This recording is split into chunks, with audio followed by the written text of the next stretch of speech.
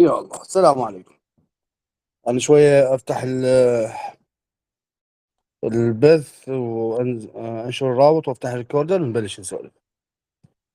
يا رب تكونون بصحة وسلامة وأمان، ويحفظ الجميع من الألف إلى الياء.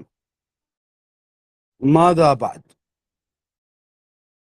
هل تم فرض القانون من دولة القانون أم مجرد ثبات ثم تنتفض الفصائل؟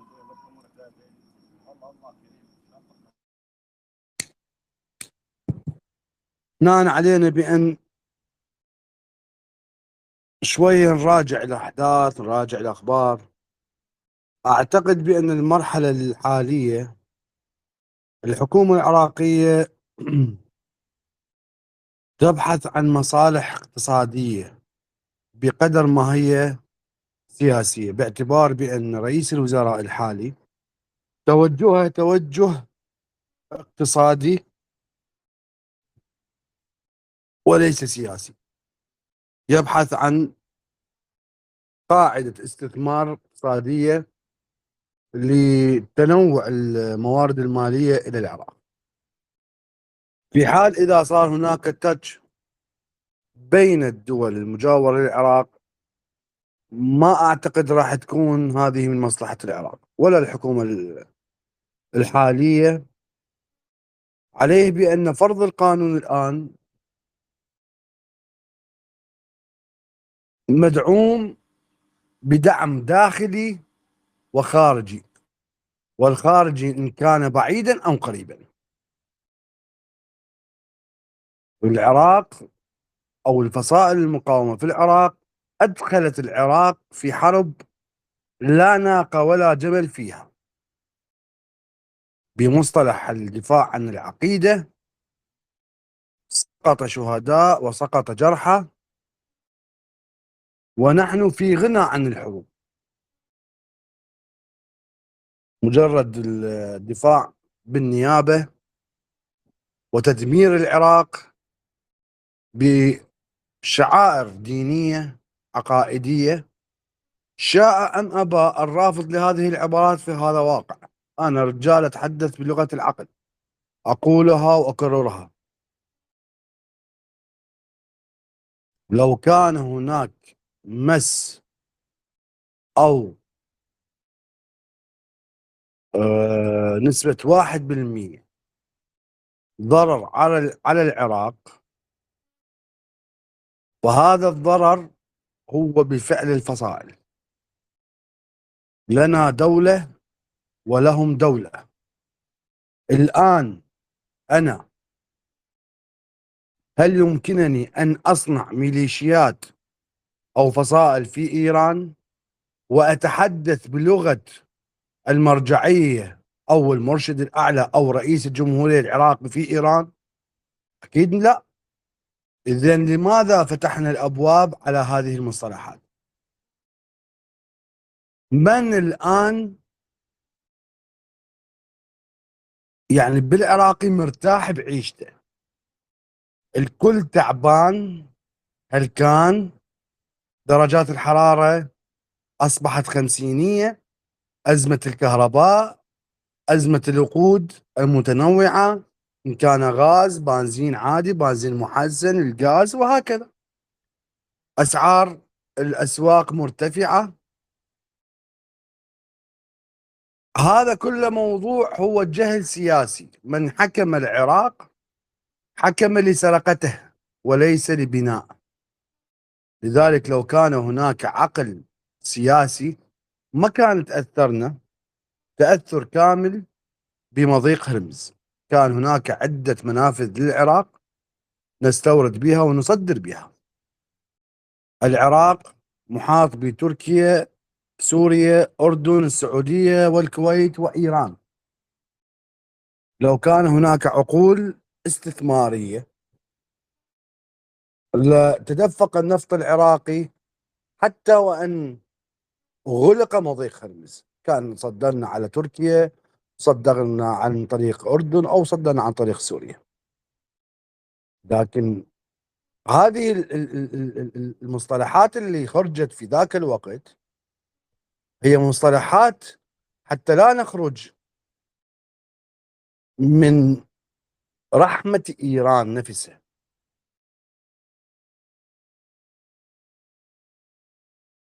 بقينا في ظل هذه التوترات، وظهر الشعب العراقي أو العراق نفسه أهش دولة في هذه المحيط. وأنا أرجع كتبتها قبل فترة: ماذا تختلف عن زيارة الأربعين لسنة 2025 وسنة 2026؟ لو كان هناك عقل عراقي بما كتبته لكان انتفض، لأننا أصبحنا محافظة لدولة. أصبح رفع العلم العراقي جريمة، ورفع أعلام أخرى نجاة. العراق ما بيه شهداء نفتخر بيهم؟ إذا كان من الجنوب، من الوسط، من الشمال، من الشرقية، من الغربية، ما عندنا ولا ضحوا للدفاع عن هذا الوطن. أسامي كثيرة. الشعب العراقي نفسه اجتمع في الزيارة الأربعينية بأن يرفع صور شهداء العراق في سنة من السنوات من كل الجوانب أو من كل محافظات العراق اللي تتوجه إلى كربلاء المقدسة. كل محافظة ترفع شهدائها العراقيين اللي لهم ذكر، اللي لهم بصمة في هذا الوطن. ليش يعني ليش نتباهى بشهداء دول أخرى وإحنا شهدائنا مو أقل تقدير؟ إحنا اللي عافوا يتامى وما عنده قاع وما عنده شبر قاع، هم دافع عن العقيدة ودافع عن الوطن ودافع عن العرض ودافع عن الأهل، دافع عن وطنه. الآن أصبحنا في نقطة اللي يرفع العلم العراقي منبوذ، واللي يتحدث عن إيران منبوذ، العفو مقبول، واللي يتحدث عن العراق منبوذ. أنت سميها فصائل مقاومة، أنا أسميها ميليشيات، ومو أنا جبت الميليشيات، دستورك جاب هذا المصطلح. قبل فترة صار لغط على هذا الموضوع. تسمية الميليشيات مو الشعب العراقي جابها، دستورك جابها. من الذي لا يؤتمر بأوامر القائد العام للقوات المسلحة يعتبر ميليشيات خارجة عن القانون. البند التاسع باء، ارجع للدستور. البند التاسع ألف: كل الفصائل تكون رديف أو تكون مشارك مع الجيش العراقي وتؤتمر بأمرة القائد العام. ارجع على البند السابع: العراق لا يسمح بإنشاء فصائل أو قواعد تؤثر أو تعتدي على الداخل ودول الجوار، تسمى بمنظمات إرهابية. البند السابع من الدستور. الدستور شو وقت انكتب؟ بال 2005. منو صوت عليه؟ كل العراقيين. مو أعتقد بأن فتوى نزلت بتصويت على الدستور. لو كان الدستور بعيب لكان من ذاك الزمان الرفض عليه، بأن كل من موجود الآن في العراق قد وافق على هذه البنود. احنا المنظمات الإرهابية لم تكتب بال 2005 حتى نفكر بعد 9 سنوات أو 8 سنوات سوف يكون هناك مجموعات إرهابية اسمها داعش الإرهابية، لكن كتبت للمستقبل. بالدستور مالتك أي شخص أو أي منظمة أو أي فصل يعتدي على دول الجوار يعتبر منظمة إرهابية. لا أحكي وياك دستور قانون، وراح أحكي وياك هم بالدستور. روح أقرأ بند التاسع باء. الميليشيات الخارجة عن الدولة. واحنا الآن بدنا ندفع ثمن هذه التوترات. كثير من الأصدقاء أخابرهم ما خرجوا من إنذار زيارة الأربعينية، رجعوا لأهلهم مجرد جزء بس سبحوا، بس ارتاحوا ورجعوا التحقوا مرة ثانية وما يعرفون شو وقت ينزلون. احنا إلى متى هيك؟ إلى متى؟ إلى متى 700 مليون، مليون ونص منتسب داخل انذار ومحروم من اطفاله، من عائلته، من نومته، من عيشته الطبيعيه، لمجرد اكو اشخاص عاجبهم بين يدخل العراق في حرب ليس حرب. شويه انا قاسي بالكلام اليوم لان دا اتحدث بالقانون والدستور. الكل عندها. لو كان هذا الفعل في احد او في الجهه المقابل في الجانب السني لقامت الدنيا ولم تقعد. لذلك انت تعال لي هسه منو عندك من الجانب السني عنده هاي القوه ومدخل العراق بورطه؟ ما عندك.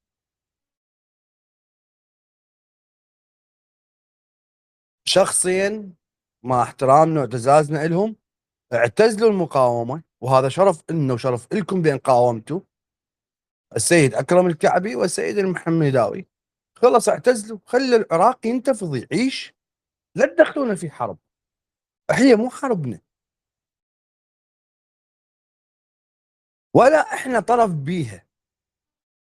نحن نتكلم بلسان عربي وهم يتكلمون بلسان أعجمي فارسي.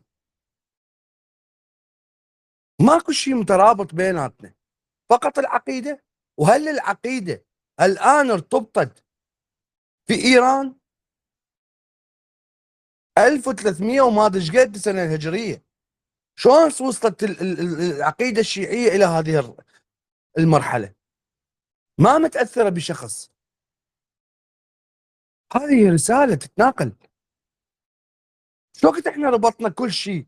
لا تقح، لا تعطس، لان انت ناصرت الكفار على العقيده. ماكو شيء.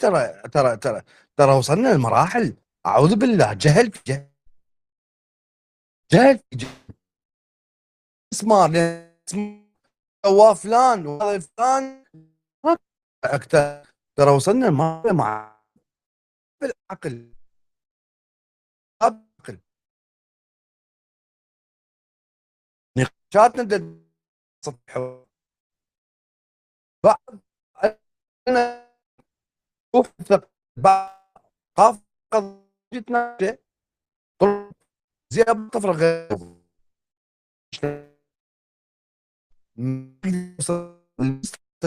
انت رجال منفتح، رجال منفتح. اوكي تكون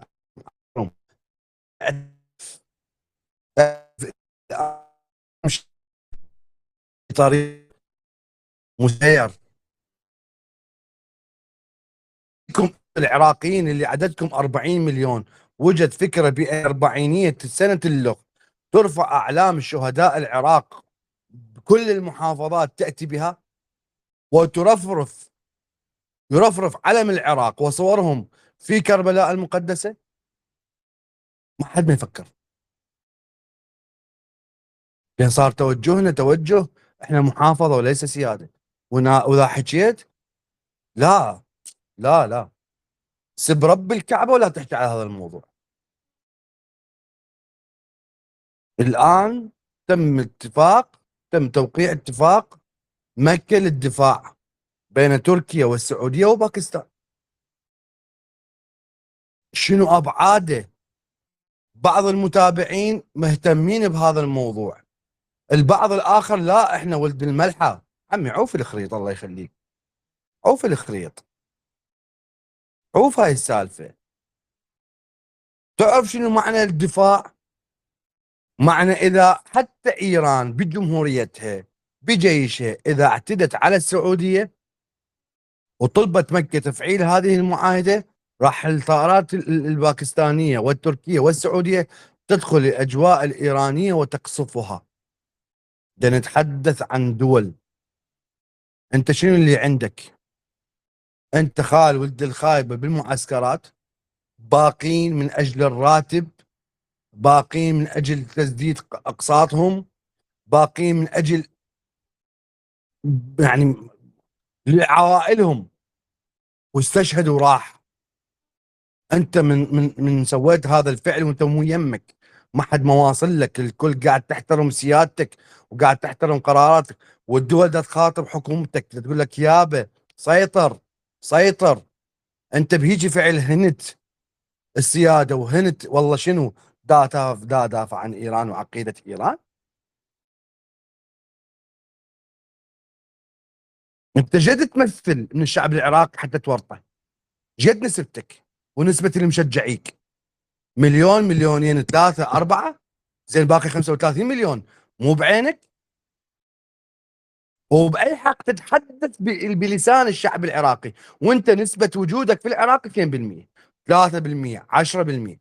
ما ينطيك الحق بين تتحدث بلسان العراقي، ما يسمح لك بين تتحدث بلساني اني رشوان فؤاد معروف عراقي الجنسية، ما اسمح لك تتحدث بلساني وتدافع عن غير وطني وتدخلني في دوامات انا في غنى عنها.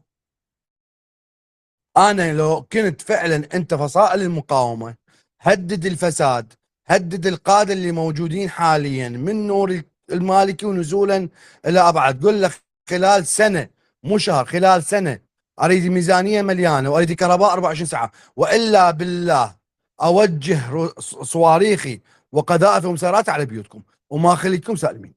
هذه المقاومه. هذه المقاومه اللي انت قاعد تنصر شعبك اللي بدا ياكل خبز يابس. اطلعوا للاسواق، عمي اطلع السوق زروم للسوق استحي.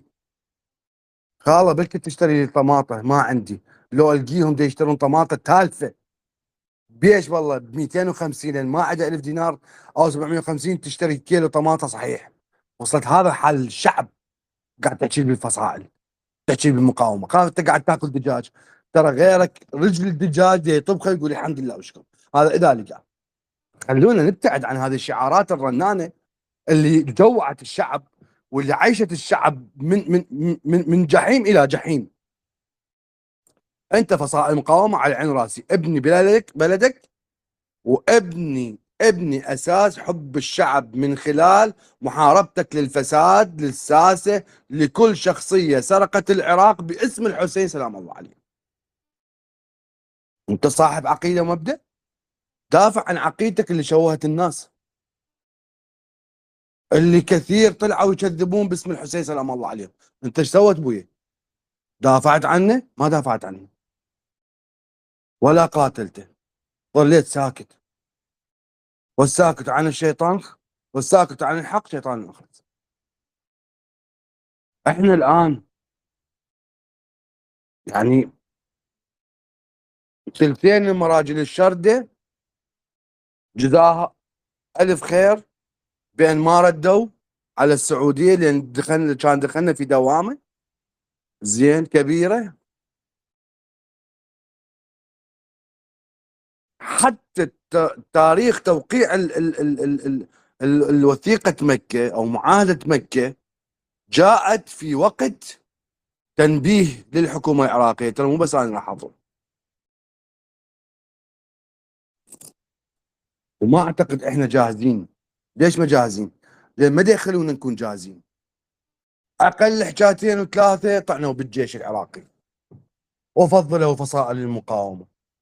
ونرجع ونقول الدجاجه من البيضه لو البيضه من الدجاجه، فصائل الحشد لو فصائل المقاومه. وهسه حكيت من بدايه الموضوع من هي فصائل المقاومه ومن هي فصائل الحشد.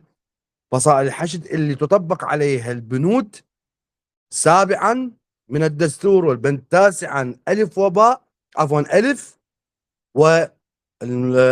وقانون الحشد الشعبي. والفصائل انت سميها مقاومه، انا اعطيك اياها بالوجه واقول لك دستورك العراقي يقول لك هذول فصائل ارهابيه وميليشيات خارجه عن الدوله، وفرق بين هذا المصطلح وهذا المصطلح. فلا تقنعني بهذول فصائل المقاومه. دا يتامرون؟ لا، ما دا يتامرون، دا فصائل المقاومه. دا يعتدون على بلدان اخرى؟ اي نعم. دا يدخلون العراق في ورطه؟ اي نعم. دا يدافعون عن العراق او علم العراق؟ لا. شنو ذولا؟ وليش محسوبين علينا؟ وليش احنا اللي وجع بينا؟ وليش بدنا ندفن اطفالنا او ولدنا او شبابنا او ليش؟ ليش؟ لمصالح من؟ لصالح من؟ هواية دفنت اجساد طاهرة في كل بقاع الوطن، من انتفضوا الشعب العراقي للدفاع عن وطنه وعرضه. البعض نفسيته، مع احتراماتي يعني رخيصة، ظل يعير بالناس. كان استحيت من تقوم تتعير بالناس، لأن سبب اللي صار هم قادتك انت نفسك اللي ركضت على العقيدة بالفتوى. لأن الفتوى اجت للدفاع عن الوطن وغسل وجوه الشيعة اللي حكموا العراق، لأن صار بالحكم الشيعي مو بحكم السني ولا الكردي ولا اليزيدي، لا، بالحكم الشيعي اللي وصل هيك مرحلة. مو كان نور المالكي هو رئيس الوزراء لو أنا غلطان؟ فمن جت الفتوى قاعد صحح ما فعله الشيعة بالعراق، انتهاك العرض بيع الارض واحتلال الارض. لذلك الناس انتفضت، الشبعانه والجوعانه، بدها تحرر العراق. منهم من عافى بعد ما تحرر العراق، عافى ورجع عاش حياته، ومنا لا، شاف الموضوع حلو ومنصب ودنيا، يا عقيده يا دنيا. واللي احنا عايشين حد الان ويتحدث لي بموضوع صار له تقريبا 5 سنوات 10 سنوات، اكثر من 10 سنوات. زين منو كان السبب؟ منو كان السبب اللي وصلنا هيك مرحله؟ فهذه اسطوانه مال عرض. وشوف اختك وين نايمه بيا حضن، مع احترامات الخواتي اذا كان يسمعها عوفه، لان انت اللي خليت اختي تنام بحضن واحد، لان كنت انت تحكمني. انطي الحكم لغيرك وشوف ليش انت سمحت بدول الجنوب او محافظات الجنوب تمتلك سلاح وحرمتها على مناطق الوسط والشمال والغربيه؟ ليش لك حلال ولي حرام؟ ما أريد نرجع لهذه الحديث الطائفي، لكن خل ننهي هذا الموضوع. خلي نطلع نبني وطن. خل تجي الشركات تبني تعطينا كهرباء صافية. خل ندعم الآن الدعم القوي للحكومة العراقية اللي بدت أول ردة فعل بتأجيل، وما راح تأثر وما راح أتوقع تضرب، لأن راح تصير الضربة عليهم ضربتين، ضربة الداخل والخارج. لن يكون هناك أحد في مأمن، لكن من الحكومة تتحرك عليك، الشعب راح يقف ورا الحكومة، ما راح يوقف وراك. وانت اللي ورا الكيبورد وتكتب لي ونحن اطلع بنص الشارع قول اني سويت هاي الضربة. تشوف الناس شو تسوي بك، تاكلك والله. لان مو حربنا، مو حربنا. وارجع اقول لك مو حربنا، احنا البينا يكفينا. احنا البينا وصل مرحلة كرامتنا انمسحت بالقاع، تأذينا، نشوف أطفالنا مستقبلهم مجهول. إذا كان هناك مستقبل لهم بتفكيرك أنت تفكيرك محصور الجهاد والحرب والنصرة وكذا. يابا شنو على مود إيران؟ إذا إيران عاشت زينة خلاص إحنا نلملم بقايانا زين وما نبني، لأن تهدمنا. نسوي بدل الحجارة عمارة، لا نسويها ساتر حتى ندفع على إيران. وإيران قاعد تتبنى وتتطور. وكثير من الأصدقاء يقولون فرق بين العراق وإيران، العراق منتهي بشوارعه بجسوره، إيران بنظافتها بتقدمها رغم اللي بيهم. عمي أوكي خليني مثل إيران، عندي اكتفاء كامل، وما عندهم اكتفاء بالكهرباء، هم مثل حالنا عندهم، بس عندهم بوادر أخرى، عندهم يعني على الأقل أكو قانون، على الأقل ما يسمحون بهناك تنشأ فصائل. هم هناك عندهم البسج والحرس الثوري والجيش الإيراني، ما عندهم فصيل فلان وفلان وفلان وفلان وفلان وفلان، ما عندهم. فماذا بعد؟ هل سوف تلتزم الفصائل المقاومة وتبقى بعيدة، ويبقى العراق بعيد عن توترات الشرق الأوسط ولا تقصف سعودية؟ أنا هذا اللي عندي. أنا أشوف الآن العراق بحكومته حالية جادة. حطيتكم بعض الأمور واليوم رجعت نشرتكم إياها. هذا من توصل مرحلة رتل يطبق يتفتش إذا هنا صار دولة قانون. كائن من تكون أنت، اكو شيء اسمه قائد العام للقوات المسلحة. ماكو بس عمك وبس خالك، اكو برقية ترسل على الفور. الو موكب فلان الفلاني بهلقة اسلحة وخابر عليه فلان، خابر عليه فلان، هذا نفسه راح ينشال. ورا انشال الموكب، لا هذا ينشال. بعد ماكو ازامط بفلان وفلان وعبر، لا. خلوها ببالكم، هاي توجهات جديدة. ماكو بس عمك وبس خالك، الكل سواسية. والتجديد على المواكب العسكرية والدبلوماسية وغيرها أكثر من الشعب، لأن الشعب ما عنده. أنا أخلي عيني على أبو التاكسي لو أخلي عيني على المظللة 100%، اللي ما أعرف إنه بيها وما أعرف حتى رقم ما بيها، لا هذا شدد عليه. ذاك بالله مشغل قلوب باوع توجه سيارته تاكسي على باب الله، أدق حاسبه ما عنده شيء بتوكل. بس هذا اللي ما بيها رقم ومظللة وسودة وتلقيها تفسيخ وتلقيها حديدة وقاعد تمشي بهواية تفاصيل. فأنا الآن يعني ما عندي شيء أسولف بيه، اللي عندي حكيته تقريبا. نجي على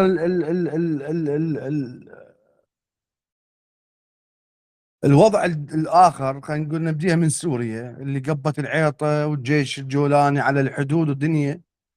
يابا الموضوع ترى هم ويمنا، بس على حس الطبل رخصن رجليه. واحد حشش على العراقيين، ناس صدقوه بدون عقل بدون فهم. الرجال انطموه للقصد، يابا يا اما تندمجون يا اما سلمون سلاح. الجماعة ها اي اجتماعات وما يوصلون المرحلة.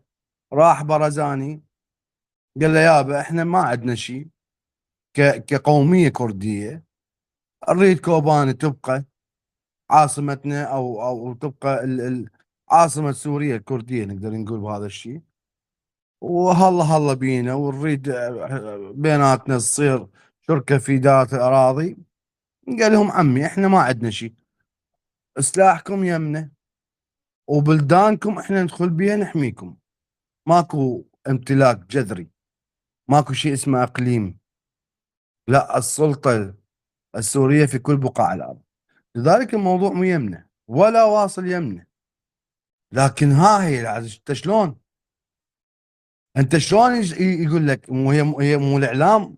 ارجع الاعلام كارثة. الاعلام راح يقول لك راح يدخل الشيشاني ويدخل افغاني ويدخل ما ادري منو والحشد محتاجينه. عمي ما محتاجين احنا الحشد.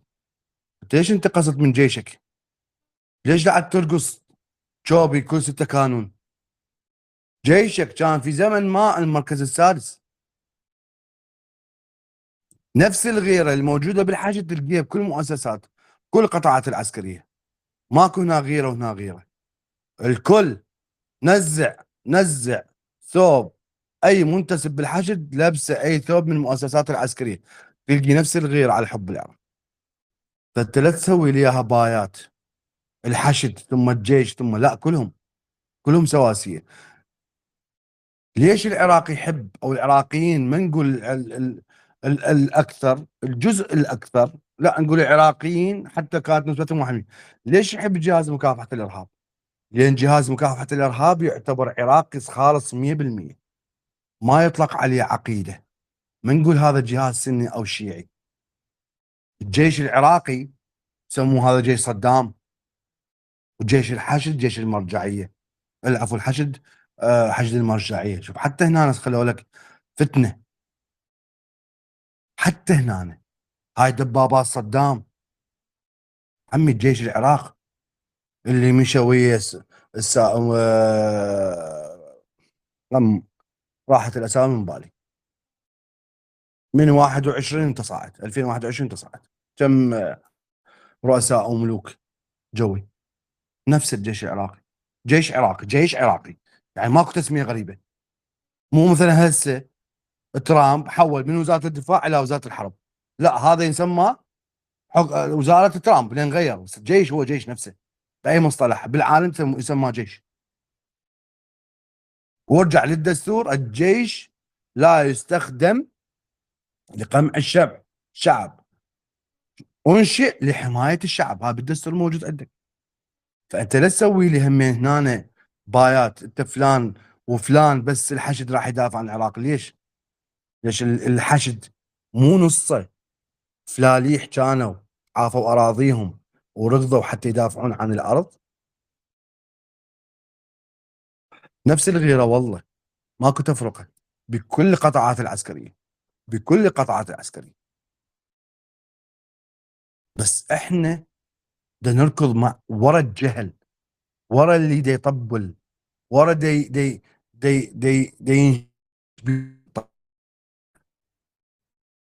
لغه.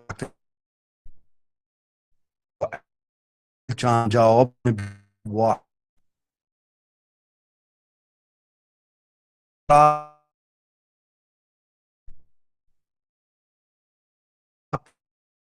يعني كل عقل والله قد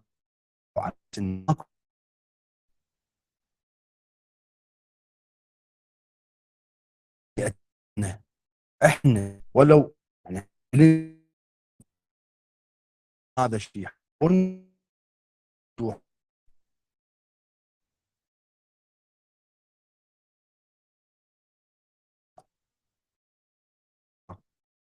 خانوا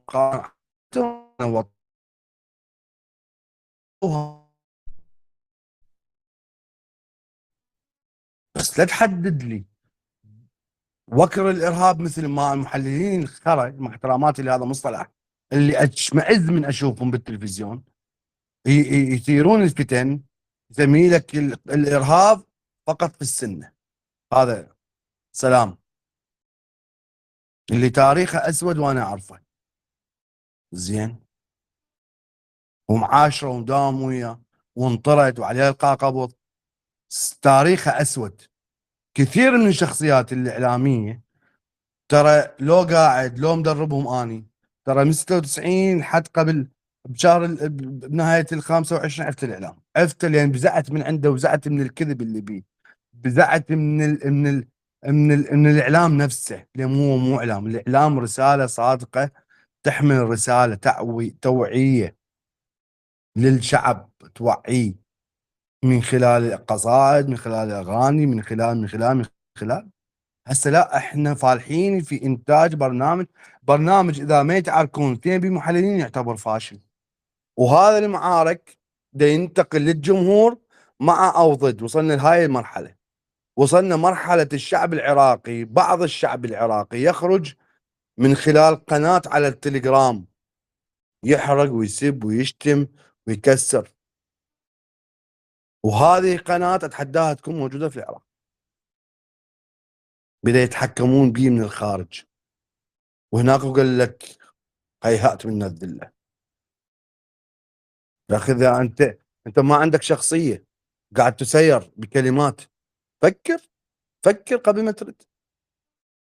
مسلسل حمديه ايش قد قبت عليه العيطه؟ وينها؟ وينها؟ يلا انا ما تفرجت بصراحه، بس اتابع الردود اللي طلعت، ما أنا يعني اتوقع كانت القصه بان مشايه وشافه واغتصبه، اعتقد يعني هيك كانت نزلت فكره.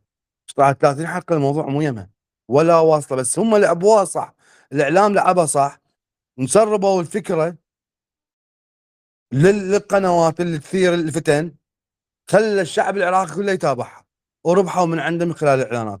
فكرة إعلامية ما حد مجاره. ليش؟ لأن يعرف أنت شعبك ما يهتم بالإعلانات، يهتم بالقنوات الطائفة.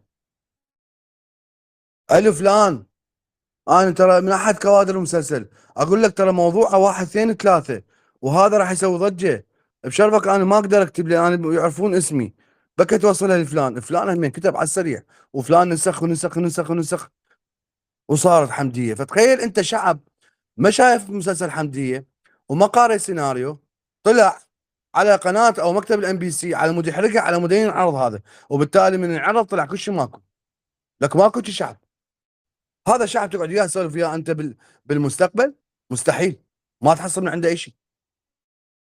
ليش؟ والله لان قناة فلان كتبت هذا يمس العقيدة، يمس. اخي العقيدة شعليها، العقيدة حتى بالقحر خليتوها. اكو هذا الطفل اللي دا اشوفه انه ما تطلع قبالي، اللي مسوي له فالضجة، هذا مع احتراماتي 45 على راسه، اقول له اقعد، اقعد كافي، مليته، كرهت العقيدة نفسها بنفسها. حكايتين ثلاثه والعقيده والعقيده، والسيده زهراء وزينب سلام الله عليه عباس الفضل. كافي عمي، كافي، كافي، كافي، كافي، ارحموا العقيده الله يخليكم. احكي لي انت كانسان كمسلم، شنو قدمت انت للاسلام وللعقيده مالتك؟ بشرط ان تكون مخير وليس مسير. مو تنقل لي كوبي بيست افكار غيرك وتجي تحاكيني. لا، حاكيني مثل ما احاكيك انا. فاحنا وصلنا لمرحله ما نقدر بعد نناقش شخص، واذا ناقشنا شخص نترخص من امهاتنا من خواتنا، يابا تعذرونا راح تدخل بنقاش راح تنسبون. فمن هسه اقول لكم يابا برون الذمه. هاشم، لا اخي، خجلني بنقاشك، بتفكيرك، بوسع تفكيرك، بتحليلك، بكذا. عوف ذني الامور الثانويه، عوف عوف عوف. اقعد حلل المستقبل، ماذا ينفع الشعب العراقي، الشعب العراقي، خلي خط الشعب العراقي، لان كنا احنا مصطلح الشعب العراقي. انا ما راح اجيب مي بس اعطيه للبصره، لو انطي للعماره، لو انطي لبغداد. هو المي جاري من الشمال للجنوب، كنا دا نشرب بيه. بس اكو فرق، اكو فرق. هذا المي نفسه انضرب بمثل لعطش الحسين سلام الله عليه، اللي من 2003 لحد الان ما حلوا سالفه اللسان الملحي في شط العرب في البصره. هذا لو اكو فعلا شخص يعني ما شلون اوصف لك اياها، لو ماشي على العقيده، كان من اول سنتين بال 2005 كان سوالك هذا الشيء، سوالك مي البصره حلو. تذكر عطش الحسين سلام الله عليه، من 2003 لهسه كل شيء ماكو. ها صعد اللسان الملحي، ها ماتن السمك، ها زين. مو هذا يابا، مو انت تقول تذكر عطش الحسين سلام الله عليه؟ سوي لي مي حلو عمي، سوي حتى ابقى اتذكره. مو انت تقول لي بالعقيده هاي. هسه بزعنا من الكهرباء، مو دا نمشي دا نمشي دا نمشي. فانا بالنسبه لي يعني ما اريد انفتح زايد. سوريا حكينا عنها، امريكا الان، وارجع اقول لكم ترامب بين عين غطا وعين فراش دي يوصلها الى انتخابات النصف سنويه في امريكا لغايه شهر 11. ما يريد يخسر الانتخابات النصفيه لان المقاعد بين الجمهوريين والديمقراطيين فرق مقاعد بسيطه. يقدر او تقدر الاصوات بان باعتبار بانه حزب ترامب حاليا مسيطر على الكونغرس ومجلس الشيوخ. اذا صعدت الاصوات واستلموا الحزب الثاني، لا راح تصير هناك تقييد في صلاحية ترامب، كثير من الامور. فهم الان ما يريدون يخسرون هذا الشيء. ارجع واقول مضيق هرمز مكان في حسبان الامريكان، يوصل هالمرحلة التعقيدية ويشل الاقتصاد. ايران يعني تتقبلها ما تتقبلها من عندها هاي براحتك. ايران فشلت عسكريا لكن نجحت اقتصاديا. شلون؟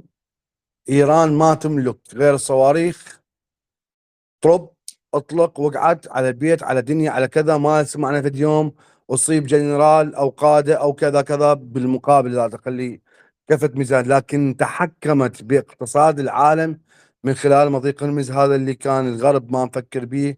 وطلب ترامب مرة مرتين ثلاثة إلى هذه اللحظة إيجاد حل.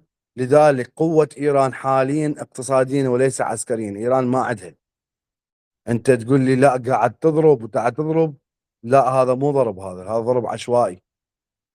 انت قاعد تضرب لي الامارات وبحرين وقطر وعمان والعراق، هذا مو ضرب. هذا بيك خير اصنع لي صاروخ بالستيج يضرب لي امريكا نفسها ان استطعت، لان تعرف هذه الدول ما راح تقدر تردك. ليش؟ لان انت طولك مترين وضربت لك واحد طوله متر، يقدر يضربك؟ ما راح يقدر يضربك. لا تضاريس بلدان اللي قاعد تضربها بقد تضاريسك، اذا هديت لهم محافظه من محافظاتك عليهم ركض راح ياخذوها. فاكو فارق بالسكان وبالتعداد. هناك دا يشترون اسلحه، انت تصنع اسلحه، نعم. فاكو هم ايضا اكو فوارق عسكريه، لكن مو بقوه مواجهه امريكا، لا باغتيالاتهم، لا بالخطط العسكريه. انت مجرد قاعد تطلق صواريخ، نفس السيناريو، لكن بالمقابل دي يقصفون لك، يعني قصف مقصود اذا اصح التعبير، 7% تليفون في بطاريه. فهذا هم يعني ما اعتبره، لكن ايران انتصرت اقتصاديا. فبقى اللي على اساس اليوم اخر الاخبار، العفو بس ثواني. وين البطاريه؟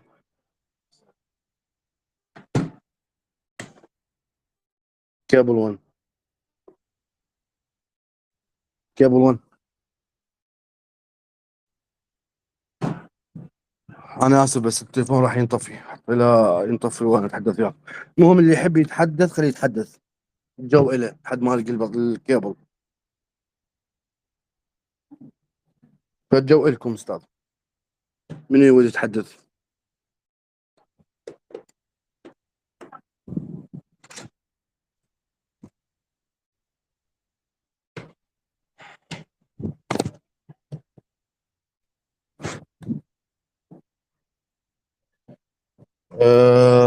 نشوف ابو ميثم.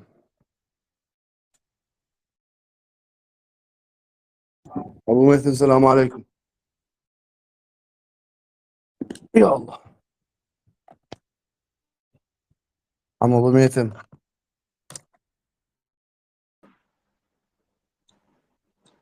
استاذ رشوان شلونك؟ حياك الله. شلونك عني؟ شلون صحتك؟ شلون حياك كيفك؟ الله. انا بس ملاحظه، اي شخص ما يحمل اسم صريح ما راح افتح له. النقطتين لو تغير اسمك لو تلغي طلبك. بعد ما اسمح لاي شخص يتحدث وياي بلغه المجهول، لو اعرف منو اللي مقابلي حتى اقدر اتحدث وياه بصراحه، لو يعدل تسميته ويخاطبني. فالنقطتين الداز لي طلب اعتذر من عندك، واجهني باسمك وشخصيتك، ما احب انا اتحدث لشخص مجهول. تفضل عمو. رشوان انت قضيت كل الوقت على مود الفصائل، الفصائل ترى شغلتها منتهيه والنقاط اتخلت على الحروف وكان الله يحب المحسنين. بس اكو شغله يعني انا ما ادري سالت اسالك لك، يعني انا ما اعرف كل شيء.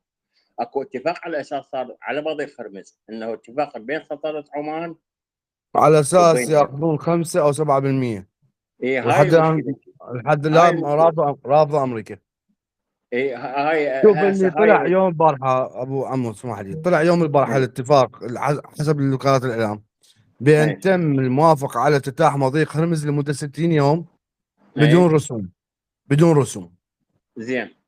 اليوم طلعت الاخبار بان تمنح لايران نسبه 5 او 7% من قيمه الشحن على النفط على السفن. بهالحاله هذا العراق راح يتاثر ولا ما راح يتاثر؟ قسم من النفط العراقي طبعا مو ثلاث ارباع من طريق الخليج، لو غلطان انا. العراق حاليا قبل 3 ايام او يعني قبل اسبوع، قبل اقل اسبوع، نشرت لكم خبر بان العراق قدم عروض للشركات العالميه بتصدير النفط من ميناء قصر عليهم الشحن وعليهم عبور مضيق هرمز وخصم 75% او 75 دولار.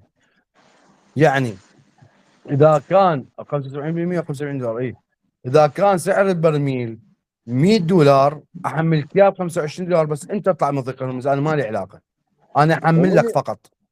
ومن يتحملها؟ يعني من يتحمل المخاطره والريسكي؟ يعني من يتحملها؟ لانه هو مو ايران هذا اللي يلقي لك. رشوان بلا زحمه عليك، مو انا بس اوصل لك فكره. ايران ما خلت رسم للعراق انه باعتبارنا احنا مجاهدين وبخط واحد واحنا مناصرين الولايه الفقيه، ما خلت انه هاي انه فد ابو ميزه انه ابو احنا تصدير ابو النفط ميثم العراق ببلاش. ابو ميثم ايهما يعني اقرب؟ ايهما اقرب، الصين لو العراق لمصلحه ايران؟ انا بالنسبه لي انا اعتبرها العراق، اي لانه المتنفس الوحيد لايران لا العراق. لو ما العراق لا يموتون جوع. الصين. الصين لا الصين واقفه ويا ايران. اذا هم الصينيين ما دا يقولون عليهم، لا دا يستوردون من العراق يسمحوا لهم، ولا بمرون سفنهم. عندك مصالح دوله، عندك سياسه. انا علي بين اعزز مصالحي طز بالباقين. شنو فصائل؟ شنو الصين؟ انا اريد واردات. انا لو اعتبر المقابلي حليف، لا اقول له تعال يا الصين اخذ نفط من العراق واطلع، ما حد ما يحكي وياك. الصين ما يخليهم يقبلون، والهند وغيرها. فانت تحكي على فصائل المقاومه؟ لا، ترى هي شعارات هاي هاي، هي هاي اكبر شعارات والله. هي هاي اكبر دليل انه ايران فقط. ايران فقط. زين. هاي اكبر هذا دليل انه ايران فقط، ولتذهب الدنيا بما ذهبت. ايران فقط، عليهم ايران فقط.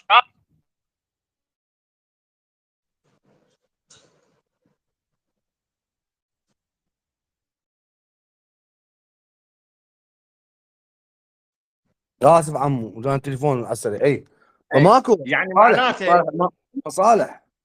يعني معناته ايران تقدم مصلحه شعبها على باقي جميع دول العالم بمن فيهم العراق وبمن فيهم الصين. فهذا مو درس انه يعني مو كافي. يعني احنا الكتاب اذا من البدايه نتعلم الالف والباء والجيم والدال، يعني مو المفروض هسه كنا نعرف نقرا؟ يعني مو هسه هاي كلها وكتاب وقدامنا. ما تعلمنا السنه الاولى والسنه الثانيه والسنه الثالثه. انا نعرف الفصائل ايش قد اكو صارت انه على اساس نصرة للمذهب. وما فد يوم جابوا طار الفساد اللي يصير بالبلد، ما جابوا طاري شغله الكهرباء اللي العالم متاذايه ومتدمره بيها، ملتهي بس بمال عم فلان ابو ميثم ابو وعلان. ميثم عم ابو ميثم السلام عليكم. وعليكم السلام. يطول عمرك ان شاء الله، جد عمرك. انا 64. 64. 64 سنه من عمرك، فد يوم وصلت المرحله بين مذهبك يدخل مرحله انذار لا وينمحي من الكره الارضيه. لا زين ليش احنا صار لنا هاي الفتره كلها راح ينمحي؟ يقاتلون ما العقيده، ما راح يبقون. هاي كذب رشوان، كذب. يعني ذكر عن الناس يعني انت كذبوا كذبوا. قبل 30 سنه شلون وصلت لهاي المرحله؟ وولدك ورثوا منك العقيده لو لا؟ يعني مو انا لمستها لمس اليد، لانه انا بالعسكريه ورا ما تفلشت الوحده مالتنا، كنت وحده ميدان طبيه. من تفلشت الوحده ميدان مالتنا نودع واحد ويا الاخ، يلا عرفت فلان هذا كان داوم وياي صبي، وهذا طلع مسيحي، وهذا طلع ايزيدي، وهذا طلع تركم. شنو ما اعرف عن المذهب. شنو علاقه المذهب بالعراق؟ هم هسه المذهب نفسهم امريكا، مو اكو بالولايات احياء شعار الاربعينيه؟ زين انت تقول لي وطلعوها امريكا تحارب مذهبي، شلون قاعد تسمح بامريكا قاعد تحيي شعار الاربعينيه؟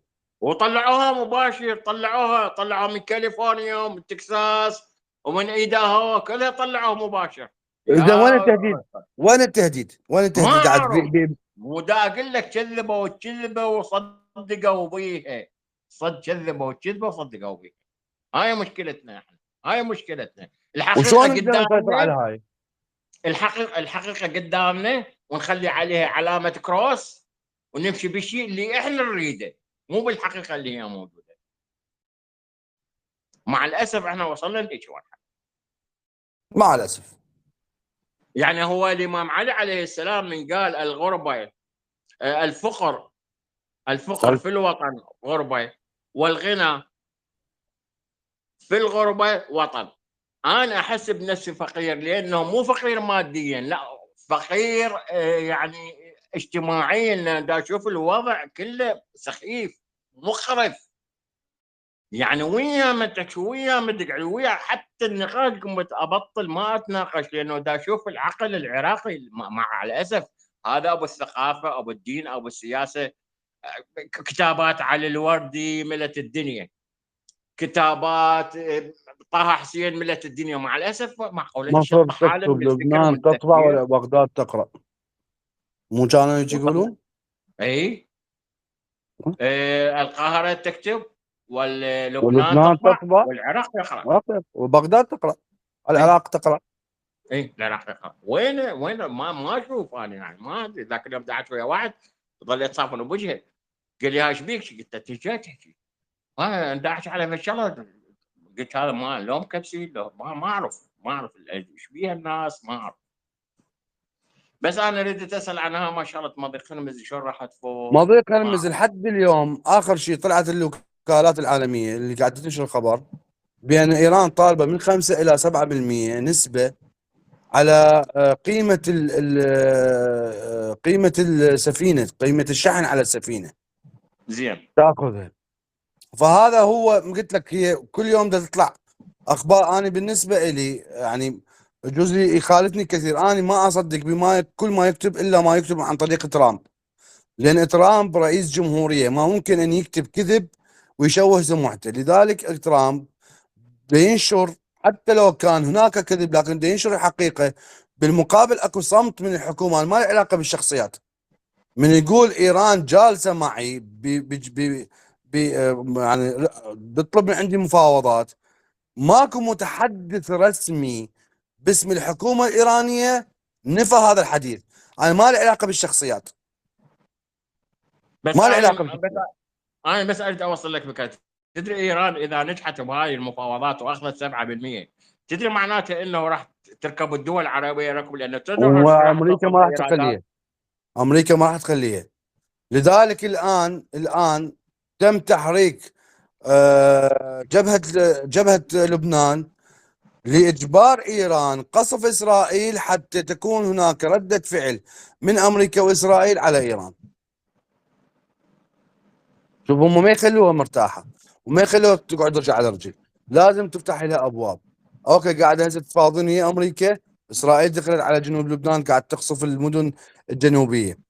اذا وصلت المرحله بين تم استهداف اسرائيليين هم يريدون اصلا يدخلون بالحرب، بس ما يشوفون فد ذريعه لهذا الشيء. بس ترامب ما وترامب، راح يوافق. ترامب مكتف اسرائيل.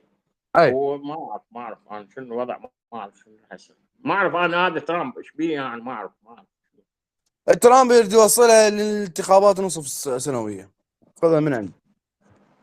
ترامب في مرحله ما من يشوف شعبيته هبطت يكون الحمل الودود، ومن يحس بان شعبيته صعدت يكشر عن النيابه في مواجهه ايران وفرض سيطرته وامريكا العظمى وغيرها من شعارات اللي يطلقها. فحاليا هي هاي المرحله. ايران متخبطه، ماكو شيء رسمي دا يظهر للاعلام، مجرد تصريحات شخصيه من شخصيات معروفه بارائها. انا ما لي علاقه بارائك. زين، انا علي الواقع اللي دا يصير. اذا اكو هناك مفاوضات من اكو وفود تسافر الى واشنطن او الى طهران، اذا اكو فعليا اكو مباحثات. لكن هذه الشخصيات اللي قاعد تتباحث انا هذا اللي يهمني. اللي الان قاعد تبادر وارجع اقول لك، الان اكو صراع في ايران بتحليلي، صراع عسكري سياسي داخل ايران متمثل بحرس الثوره اللي رافض الجلوس مع أمريكا حتى لا ينطون واجهة بأنهم خاسرون وأن عندهم أقوياء. بالمقابل السياسيين يبحثون عن منفذ لانتعاش الاقتصادي وفتح خروج إيران من العقوبات الأمريكية، الانتعاش المالي والاقتصادي المستمر. فأكو صراعات داخلية في عمو. ما أعرف شو قطع الصوت. اي هسه رجع عادي، دا اسمعك، دا افتهمك. وين آخر شيء الآن؟ دا تقول اكو ايران تحاول تنتعش اقتصاديا. أي، فهذا هم موضوع همين، يعني إذا تعمقنا به راح نلقي هناك أيضا تخبطات في الداخل الإيراني. ماكو تصريحات رسمية. الديدير المفاوضات مع إيران مبتعد جذريا عن الإعلام. ماكو نقاط نقدر ننشرها أو نسولف عنها. وهذا اللي يصير. أما موضوع مضيق هرمز لا، يعني على أساس ترامب انطاهم مهلة قبل يومين، على أساس البارحة أو اليوم تنتهي. ما أتذكر شو وقت المهلة تخلص، يعني خلال هاي الفترة اللي مرت، وبدنا ننتظر ونشوف. ان شاء الله نتواصل، وان شاء الله إن اذا شاء صار الله. برا ان شاء الله اخابرك واجيك قبل ما اجيك ان شاء هلا الله. بك، هلا بك، هلا بك، هلا بك. عيوني عيوني عيوني حياك عيوني الله. الرجل. أستاذ صالح العبيد، السلام عليكم.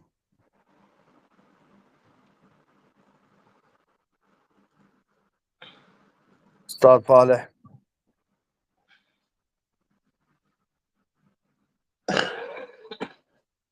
بصحة وعافية عمو أبو ميثم.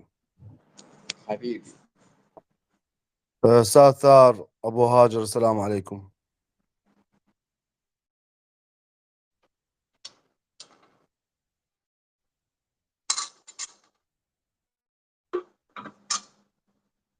عمو أبو ميثم بس ادلي مايك مالتك.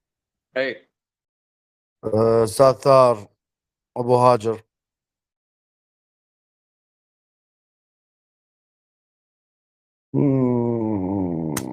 منو بعد يوديني يتحدث؟ على فكرة أنا بدي أحكي في الموضوع بسيط جدا. قبل شوية الإخوان المشرفين، أول شيء أنا بايع تراب المنصة الحوارية، لكن أريد أوصل فد صورة للجميع حتى للمشرفين إخواني، على فتح طلبت من عندهم بأن يكون هناك مشرفين في مساعدين لهم، لأن صراحة يعني الجميع دا يبحث عن رزقه، فما دا نقدر نتواجد على مدار 24 ساعة.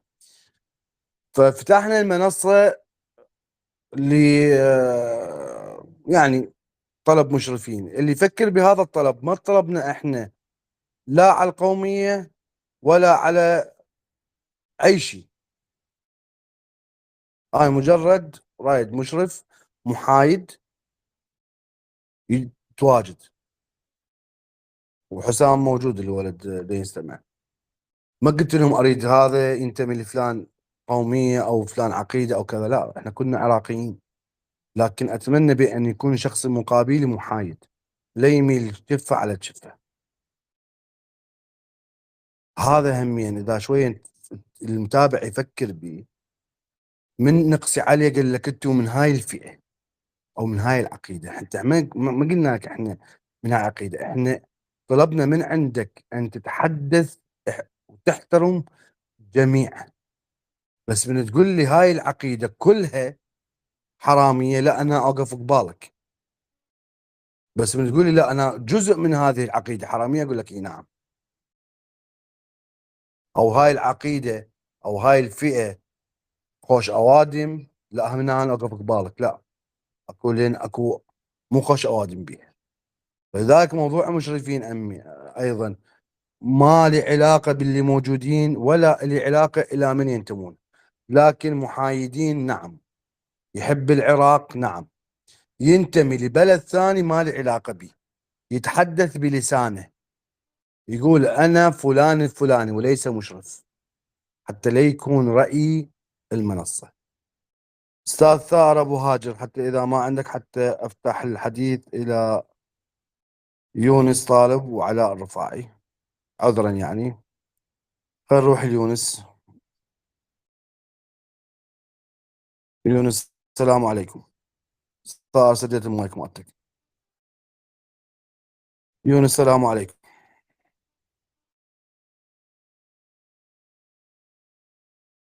يونس السلام عليكم. استاذ ثار فتحت لك المايك ورجعت مره ثانيه. تفضل استاذ ثار. الو. يعني عندي استاذ ثار والدتي العزيزه قاعد تسمعني. علاء، علاء الرفاعي، فتحت لك مايك.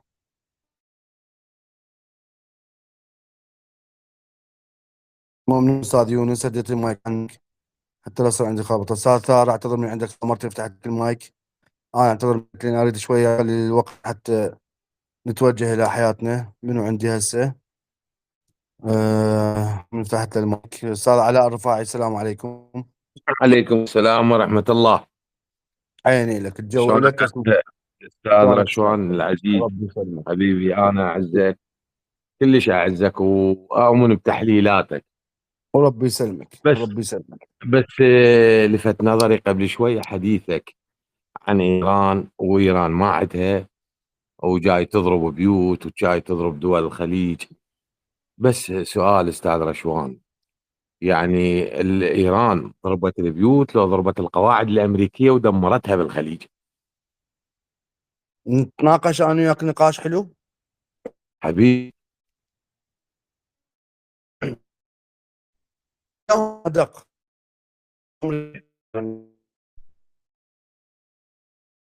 أمريكي القواعد لو قاعد مكفى. عليك عالم لو لا لا كلها جزء من شو لا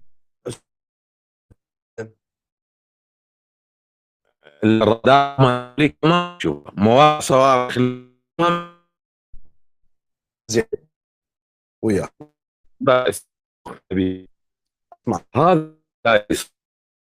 يعني مو واقع. فضل يبي مواقع الجايه الايرانيه. الصين لها دور وروسيا لها دور، كوريا الشماليه لها دور، بس ضربات ايران موجعه للقواعد الامريكيه. واكو نقطه ثانيه، انت قلت لي ما سمعت لا جنرال انقتل لا جنرال. انت سمعت امريكا اطت عدد القتلى او اسرائيل اطت عدد القتلى؟ هو الاعلام بيتهم ليش يعني امريكا يعطيك عندنا؟ عدد القتلى العده. انا اريد اسمعك حتى بعدين نتناقش وياك، ما راح بقاطعك. إيه. لا ناقشني عادي قاطعني. اي خلينا نتحدث اولا بما تنشره ايران وتنفيه امريكا. ايران اي تحدثت عن استهداف 4 طائرات F-16. القياده اي المركزيه الامريكيه نفت هذا الشيء، صح ولا غلط؟ اي اي معظم بيانات ايران غير دقيقه، اي والدليل اكو نفي من جهه الاخرى. اي ايران نفسها ايران أمم. نفسها تعتمد، خلينا نقول 90% او 75% بما اي تظهره المواقع الاقمار الصناعيه على الوكالات العالميه وتاخذه خبر له. اي ارجع كل اخبار ايران أمم. تظهر صور اقمار صناعيه بانها استهدفت مستودع في كذا قاعده. هذا بعد اي 4 ايام بعد ما ظهر الصور الاقمار الصناعيه للاعلام تحدثت. لكن بياناتها الدقيقه كمثال، من تنطلق الطائرات الامريكيه، وليس دفاعا عن قوه امريكا، لكن كمثال قلت لك قصفت هي انا اليوم. بس اسمح لي، قصفت صار انا شلون هي اليوم. امريكا قويه. بس لا اسمح ما لي، نكون احنا. اي قصفت انا اليوم معسكر فلاني، اكو أمم. صواريخ ضربتها. اعطيتك التاريخ، اعطيتك التصوير اي اللي ما يكذب. انا ما دا اي اقول لك ايران ما عندها قدره عسكريه، لكن ما عندها دقه تصويب صحيحه. احنا كنا نعرف بين هسه معقوله امريكا ذابه ثقلها العسكري في أمم. قطر او الكويت، او ما معقوله، كلها انسحبت. بقت شغلات بسيطه. حاله حال قاعده عين الاسد، حاله حال مطار بغداد، قاعده فيكتوريا. موجودين إيه. متدربين لكن من جنسيات اخرى، لكن تقول لي اكو اباتشيات، اكو طائرات اف 16، لا. امريكا ذابت ثقلها في مطارات الكيان الصهيوني، ماشي، وايضا إيه. في السعوديه. قللت السعوديه، وين اتجهت؟ الى الكيان الصهيوني. طيب انا من اعرف هناك طائرات تتزود بالوقود وبتقارير عبريه تقول بان المطار، نسيت مطار شو اسمه الاسرائيلي، اعوذ بالله، الغورين. شو اسمه، مطار الغورين. ما يعني عذرا مدافتين من الصوت. المهم هذا إيه. المطار امتلأ بالطائرات تتزود بالوقود. اذا هذا هدف. اذا اطلقت صاروخ واحد استهدف طائره واحده انفجرت جميع الطائرات. لكن إيه. يقدر الصواريخ الايرانيه تجيب هيك دقه الصاروخ. استاذ العزيز، انت اليوم اني مع احترامات الامثال تضرب ولا تقاس. انا إيه. اليوم هاد عليك إيه. وببيتك، معقوله تبقي عائلتك بالبيت؟ لا. لا. انا اجي اضربك وكسر الجام وازر في الحائط. هذا بيتك، هاي اسمك بيتك، قاعدتك امريكيه، لكن ايش قاعد تستهدف لي؟ إيه. زين، الكويت نفسها مو شعلوا اهلها طائرات مسيره والصواريخ؟ إيه. كم مره تم توثيق اطلاق صواريخ تنطلق من الكويت على ايران؟ زين، هي الكويت ايش كبراتها؟ ليش ما نهوا هذه الصواريخ؟ ليش ما وقفوا جميع اطلاقات اللي تطلق من الكويت على ايران؟ اذا الاستهدافات دا تصير مو استهدافات دقيقه، دا تاثر بمعادله الحرب. والدليل الكويت اللي مساحتها الكبراتها ايش قد انقصفت وش قد طائرات مسيره عليها، لكن بعدها قاعد تنطلق من عده طائرات او صواريخ الى ايران. اذا قاعد وينها؟ تنطلق. وينها العد؟ وهذا اقول لك كويت اللي هي كبراته، ما اريد اقيسها بقطر، ما اريد اقيسها ببحرين، ما اريد اقيسها بعمان، كويت اللي قريبه عليها. فانا إيه. مدى استهين بقدره ايران العسكريه، بالعكس عندها قدره عسكريه لكن مو دقيقه، مدى تاثر على ارض الواقع. احنا بالاعلام اللي متداول، اذا ايران طلقت 5 صواريخ كتبوا 50 صاروخ، رشقه كبيره. الكبيره ايش قد؟ 7 صواريخ. إيه. 7 صواريخ، انت عندك مسافه اللي يسقط اللي ينضرب واللي يستهدف. إيه. هاي هم بيها، يعني انت عندك مسافه. ليش الكيان الصهيوني يرفض تسليم جبل الشيخ رضوان على ما اعتقد اسمه في سوريا؟ وكتبت عنه انا، لان يعتبر اعلى قمه يتم كشف انطلاق الصواريخ من ايران باتجاه اسرائيل. والدليل بان اي صاروخ انطلق على الكيان الصهيوني تنشر الاخبار بان طفارات الانذار تطلق الان في حيفا، في تل ابيب، في كذا. ليش؟ يعني كشفوا هذا الصاروخ الان دا يتجه. زين، هذا الصاروخ نفسه اللي كشف هذا الصاروخ ما يقدر يكشف الصواريخ الطالعه على قطر او الامارات، هو نفسه لان موجه له. لذلك احنا ننتظر 4 دقائق، 3 دقائق، 5 دقائق، اذا كان فرص صوتي تروجت الاخبار بين وقع على بنايات، على استهدافات، على البقعه الارضيه في الكيان الصهيوني. انا دا احكي كدقه استاذ، هل ايران تملك الدقه؟ وهل امريكا بالفعل قاعد تتاثر بالاستهدافات الايرانيه؟ وش قد النسبه؟ 20%؟ اوكي، تعتبر اوكي انتصار، بس 20% بمقارنه بش قد بالمقابل الاستهدافات الامريكيه على الاراضي الايرانيه؟ كثيره. إيه. فانا ما دا انتقص من ايران استاذ، لكن احنا كفكره، انا شرحت لك الواقع. يجوز اقتنعت بحديثي، لكن انا من اتحدث بشيء متوسع. انا ما دا اقول لك ايران لا ضعيفه، لا، ايران قويه، واقتصاديا الان تعتبر الدوله الاقوى اقتصاديا اللي تحكمت بالعالم كله، تحكمت. وهذا موضوع ما بيه نقاش. لا اقول لك امريكا ولا السعوديه، لا، ايران. لكن ايران ما عندها قدره عسكريه اللي تقدر تظهر قوتها. حاليا مجرد قاعد تطلق صواريخ على اهداف هي اصلا موجوده على جوجل، روح ادخل على جوجل ماب، قراءة جوجل، طلعها، اخذ الاحداثيات وانتك الاحداثيات بالضبط، برمج الصاروخ كله الله محمد علي وياك، طبق على نفس الاحداثيات بس زين كمعلومه. استاذ رشوان معلومه. بلا عن عن زحمه، انت شو اكو فيلم وثائقي قطر على قاعده الجديد، شفت أي. الرادار هذا اللي ضار بيه بدقه؟ شفته اي. هذا هم موجود بجوجل. من هو موجود؟ اتحداك موجود. اتحداك والله اتحداك، هو كم واحد مثل هذا؟ كم رادار موجود؟ اوكي، راح نعطيك نسبه قل لي كم رادار 50%. موجود، هو ايش قد كم رادار من عنده موجود هذا؟ خلينا نقول 5 في الشرق الاوسط. لا مدهم ماكو عندك على غير. الارض، مدهم عندك على الارض، هم عندك على انت لا الارض من تجيب لي يساعدون هذا الايرانيين. الرادار موجود على جوجل. انت شفت القاعده من صوروها؟ انت احكي لك سالفه ايه تؤمن بيها هسه. قبل ايه ساعات جاني تحديث على قراءة جوجل حدثتها. حلو. ايه سيارتي انا إيه. بالشتاء ما شودرها، حلو. بالصيف شودرها، طلعت عندي ايه سيارتي مشودرة. عندك علم لو يعني لا؟ حديث، يعني قصدك حديث. رحم الله والديك.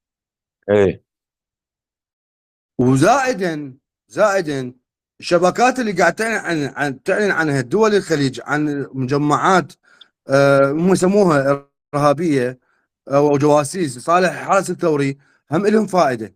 صح مطول احداثيات يجوز بعض المواقع العسكريه، مو وياك انا قلت لك 20% من الارض ينطي احداثيات صحيحه، الصواريخ زين، قاعد التقنيه تتوجه عبر الروسيه، احداثيات.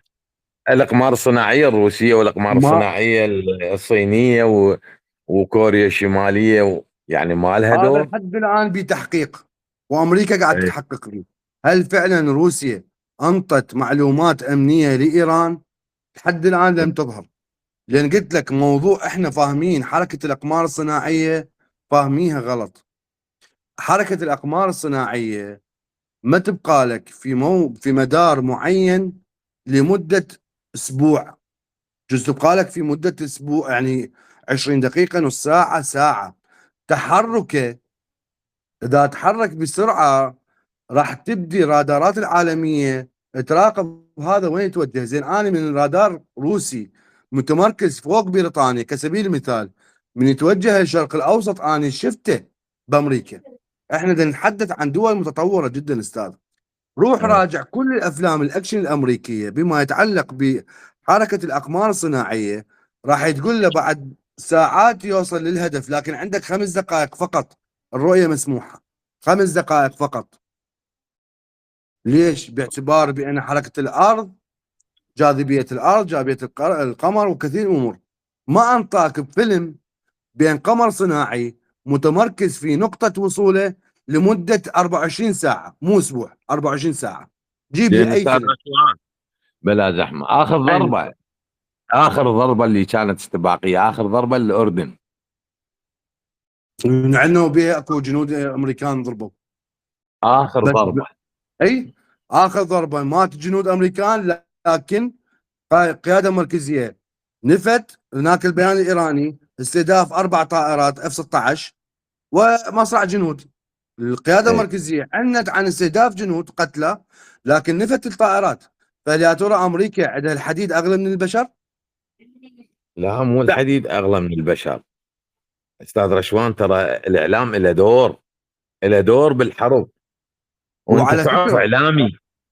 اي بس انت على فكره ترى اعلامي. مو ايران صرحت شو اسمها مو وكاله لو شو اسمها، اعوذ بالله، رويترز لو ساكسو شو اسمها اي، واحده من عندنا اول عنت.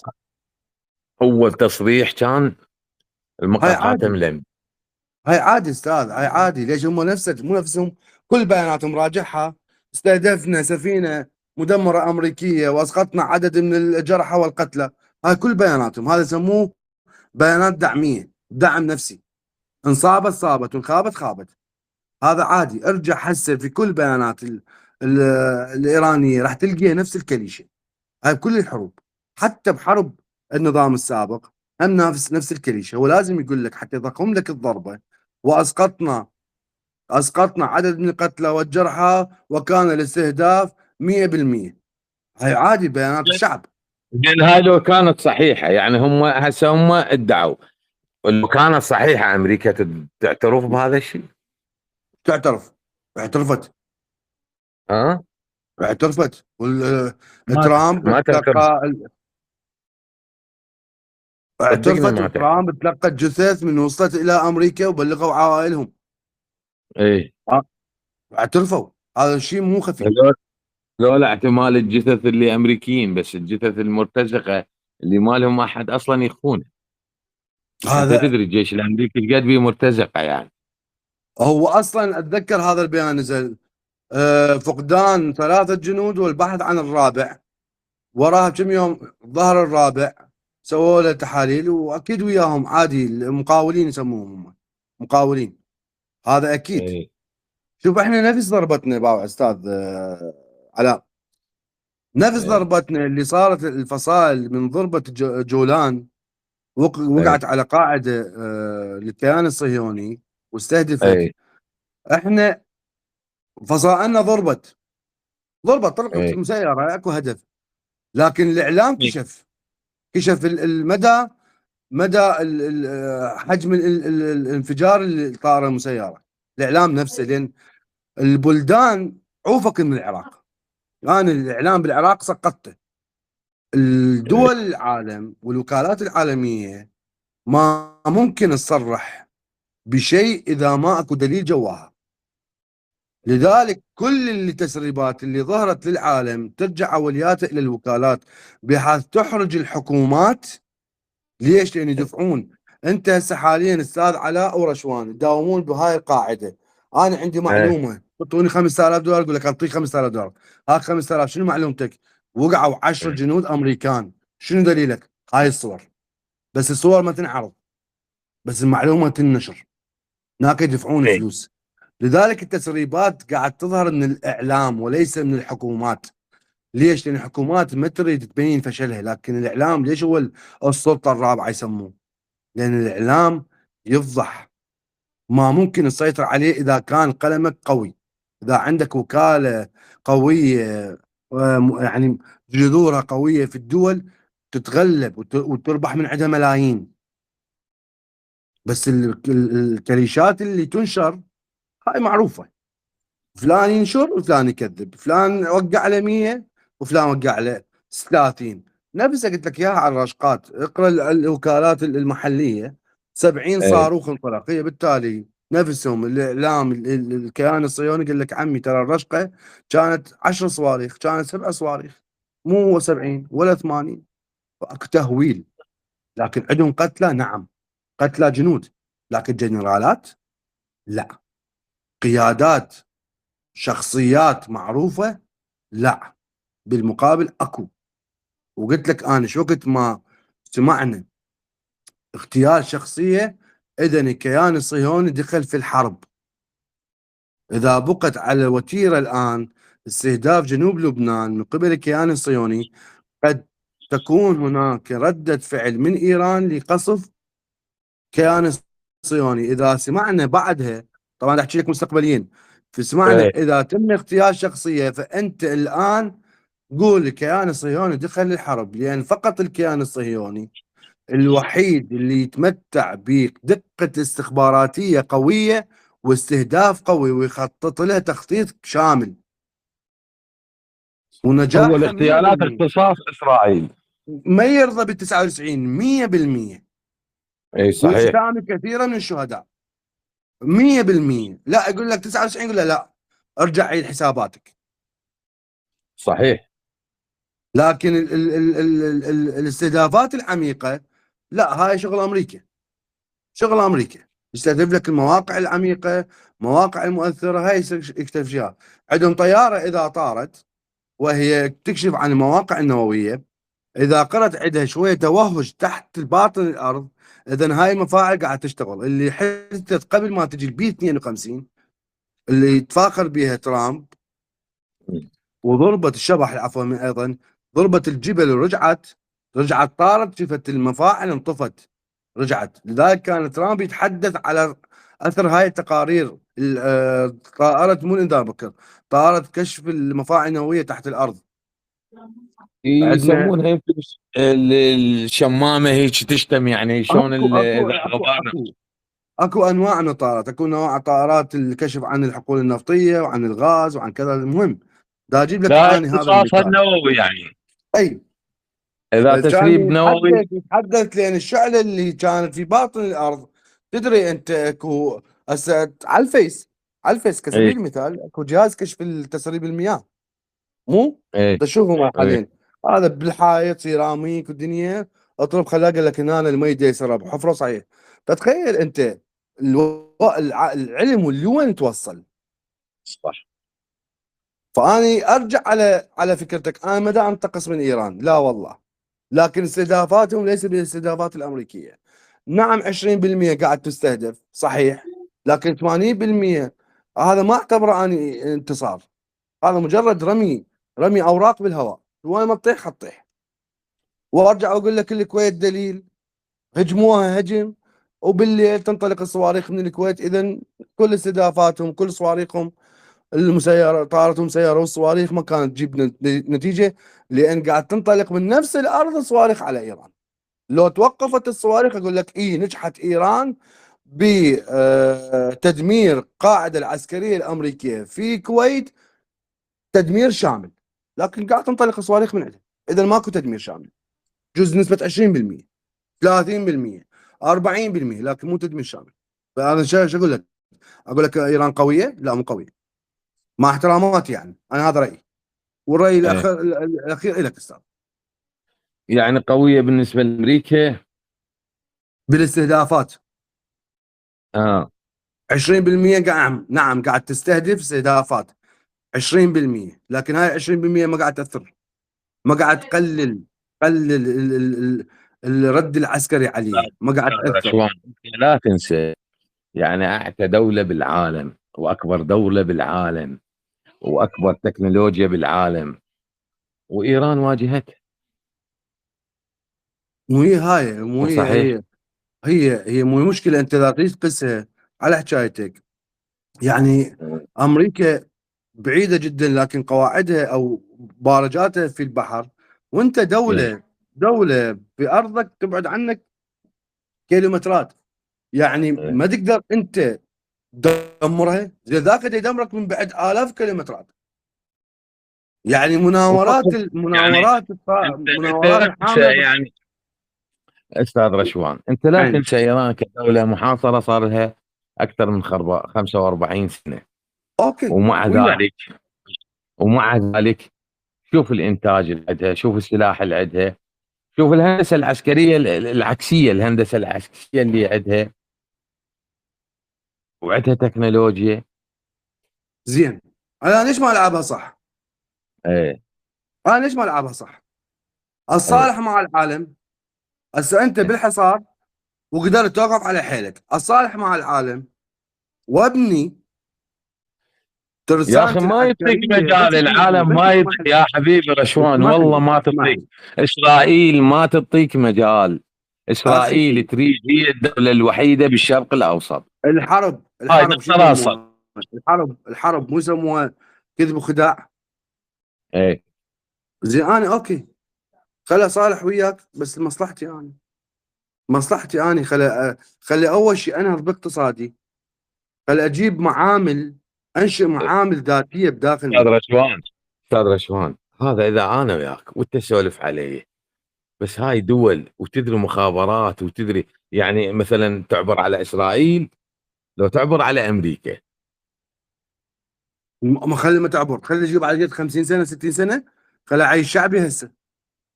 انت ترى وضع ايران ترى مثل حالنا. اول شيء عندهم التومان هسه فد مره منهار، عندهم قله ايه بالرواتب، عندهم شحه شحه بالتيار الكهربائي، هم عندهم ذروه، وعندهم ما عندهم تلوث صناعي فول، بحيث يجبر محافظات بين تعطل دوامها. بس مو مثل حالنا يا استاذ رشوان، مو مثل حالنا.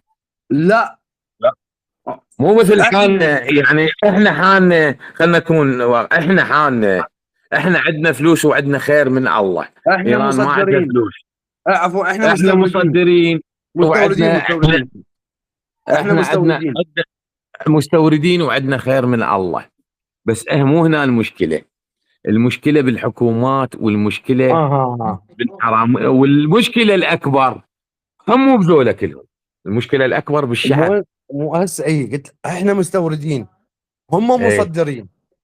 انت ايه من تكون مصدر تقدر تبني لك اساس صح، مم. تقدر تبلط لك بنايه، تبني لك عماره. انت مصدر قاعد ما تحتاج تستورد المواد الاوليه. احنا حديد البناء لو تركي لو ايراني، لو تجيبه من اربيل، ما عندك شيء. احنا مستوردين في لا زمن حديد كنا احنا البناء، مصدرين. لا بالمناسبه استاذ رشوان، حديد البناء، تاريخ تسمح لي. حديد البناء هسه هذا اكون يعني بالصوره حتى اي نبشرك ان شاء الله بخير. عندنا اكتفاء ذاتي، عندنا معامل بالحله، عندنا معامل بذيقار، عندنا معامل بكربلاء، عندنا معامل بالنجف. الحديد اكتفاء ذاتي عندنا من. الحمد لله. مم. وبس حديد محتاجين احنا؟ لا بالعكس، لا انا قصدي بس او يعني بهذا الموضوع هذا انا احنا كل شيء ذكرت محتاجين. الحديد، ذكرت الحديد كمثال مو كواقع حال. اي يعني اي احنا ايران انتهت الحرب سنه 88. شو وقت قدرت تقلل من استهلاك الغاز وتبدي تستثمره؟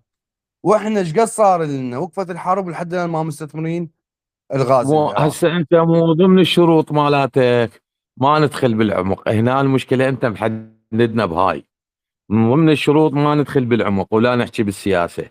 هي هاي المشكله اللي ما نقدر نحكي بيها وياك هسه.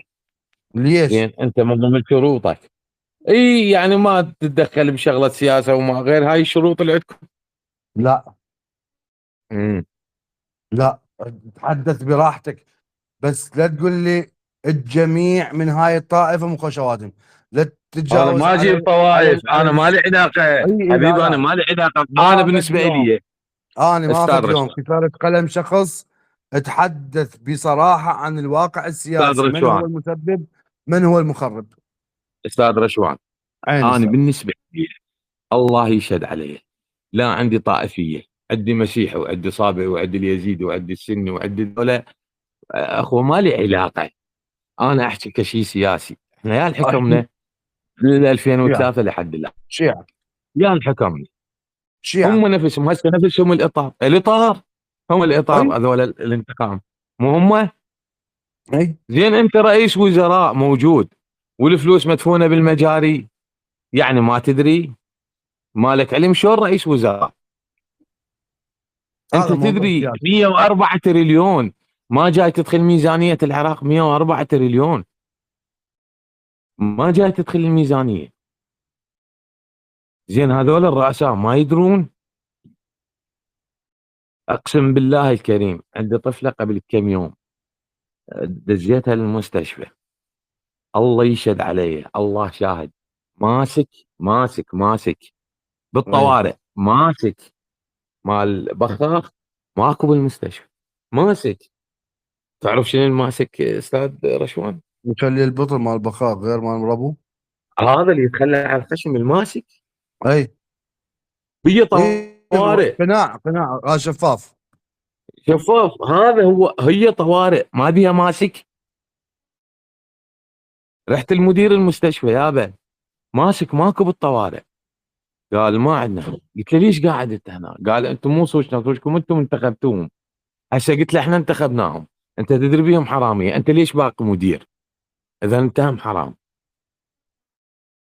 زين ماسك ماكو، والمليارات مدفونه بالمجاري، حاليا صيف تريليونات. زين ذول الصغار ذول الكبار ايش قد؟ يعني لا عباس السوداني ايش قد عنده؟ لا انا ما ينحسبون. زين مصطفى سند يطلع بالتلفزيون بالاعلام، كان السوداني قال له انت تروح للفندق توقيعك ب 3 مليون دولار. زين هذا انت وقعت ب 3 مليون دولار، قد راح ينباقي من الدوله؟ اولا ذن 3 مليون مالاتك 3 مليون دولار غير الباقيات. زين فالشعب، هو الشعب تروح وترجع للشعب. لان الشعب هو جاب ذول البرلمانيين. البرلمانيين هم من حددوا، لان هم الفساد يبدي اول ما يبدي من البرلمان. لان الوزارات يعني قدامهم تنباع. يعني هذا من يشتري الوزاره بده 15 مليون دولار، منين يجيبها؟ منين؟ يعني انت ابو البرلمان منين يجيبها هذا؟ كله كله الشعب، كله الشعب قسم عباده اصنام. ويعني انا اقول الاغلبيه يعني عباده اصنام. يعني يبيع صوته ويبيع على 50,000 بطانيه. وش يعني هو هذا الشعب يوصل لهالدرجه؟ فنقول الله كريم بالكتب يصير عنده صحوه ضمير الشعب. تتوقع؟ ان شاء الله، ان شاء الله ربك سبحانه وتعالى كن فيكون. يعني قادر. كن فيكون، وان شاء الله يكون. واحس يعني انا من المقربين اكو شويه صحوه، وان شاء الله اكو صحوه، وربك ان شاء الله ما غافل عنهم، الوعي لان هاي الوعي كلها. احنا نحتاج وعي، اي نحتاج وعي اي الشعب. احنا اي نحتاج بان نعرف حقوقنا. اي من نعرف حقوقنا نعرف بان هذا المدير العام دا يؤدي واجب، ما دا يسوي على المنية. انا شويه يعني انا موظف وزاره الثقافه، فمن عندي مراجعه على مقر وزاره، اي كتاب يتاخر ساعه اقول لهم اطلب مدير عام اشوفه. ليش؟ اقول لهم صار لي ساعه دا انتظر. ليش؟ اي ليش؟ انا رجال جاي من غير دائره ماخذ اجازه اي زمنيه ساعتين، انا ذاك تلهب بالتوقيع يمه راح اسجل غياب، راح يقتنعون هناك. فاحنا عندنا وعي اكو. من تعرف حقوقك تصير عندك وعي تطالب بحقوقك. من يجي ابو المرور يغرمك على شنو غرمتني؟ كسبيل المثال هسه خلينا نقول هم الاغلبيه بالمنصه ما يعرفون معاني الخطوط الارصفه شنو معناها، او علامات المروريه، او اي كثير من الامور. من يجي ابو المرور يتحدث وياك، شوف انت تتوسل بيه بدل ما تقول له ليش، شنو اللي صار، وين اي الغلط. مو صح. انا سيارتي اللي ماخذها البيجو ب 23 نزلت الوجبه الاولى والثانيه والثالثه جام الخلفيه مظلله. فاليوم اي بالسيطره وقفوني قال ليش عندك جام مظلله؟ قلت لهم عيني هاي اول شيء تصنيع عراقي، اي ثانيا صعدت فحص مروري ووافقوا عليه وذاك استلمت السنويه، هذا بلادي مو اي اني. قالوا تفضيلك شنو بلادي. تقدر هسه اي حاليا تخاطب وزاره الصناعه تقول لي واجبات يا اعطوني الوجبات اللي سلمت للمواطنين العراقيين، يا هي التضليل يا هي مو تضليل، حتى تطابقها انت بالوجبه مالتي. قلت له هذا حقوقي. رجال سكت قال لي توكل. ناقشته والله لا مو هذا وش اسمه لا. من تتمسكن راح ياخذك باللسان، بس من تقول له حقوقي حقوقك.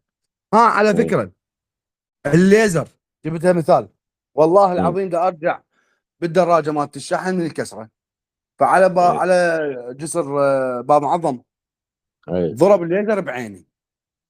اي انا بلا رده فعل، يعني رده فعل قويه جت مالتي انا ما حصل.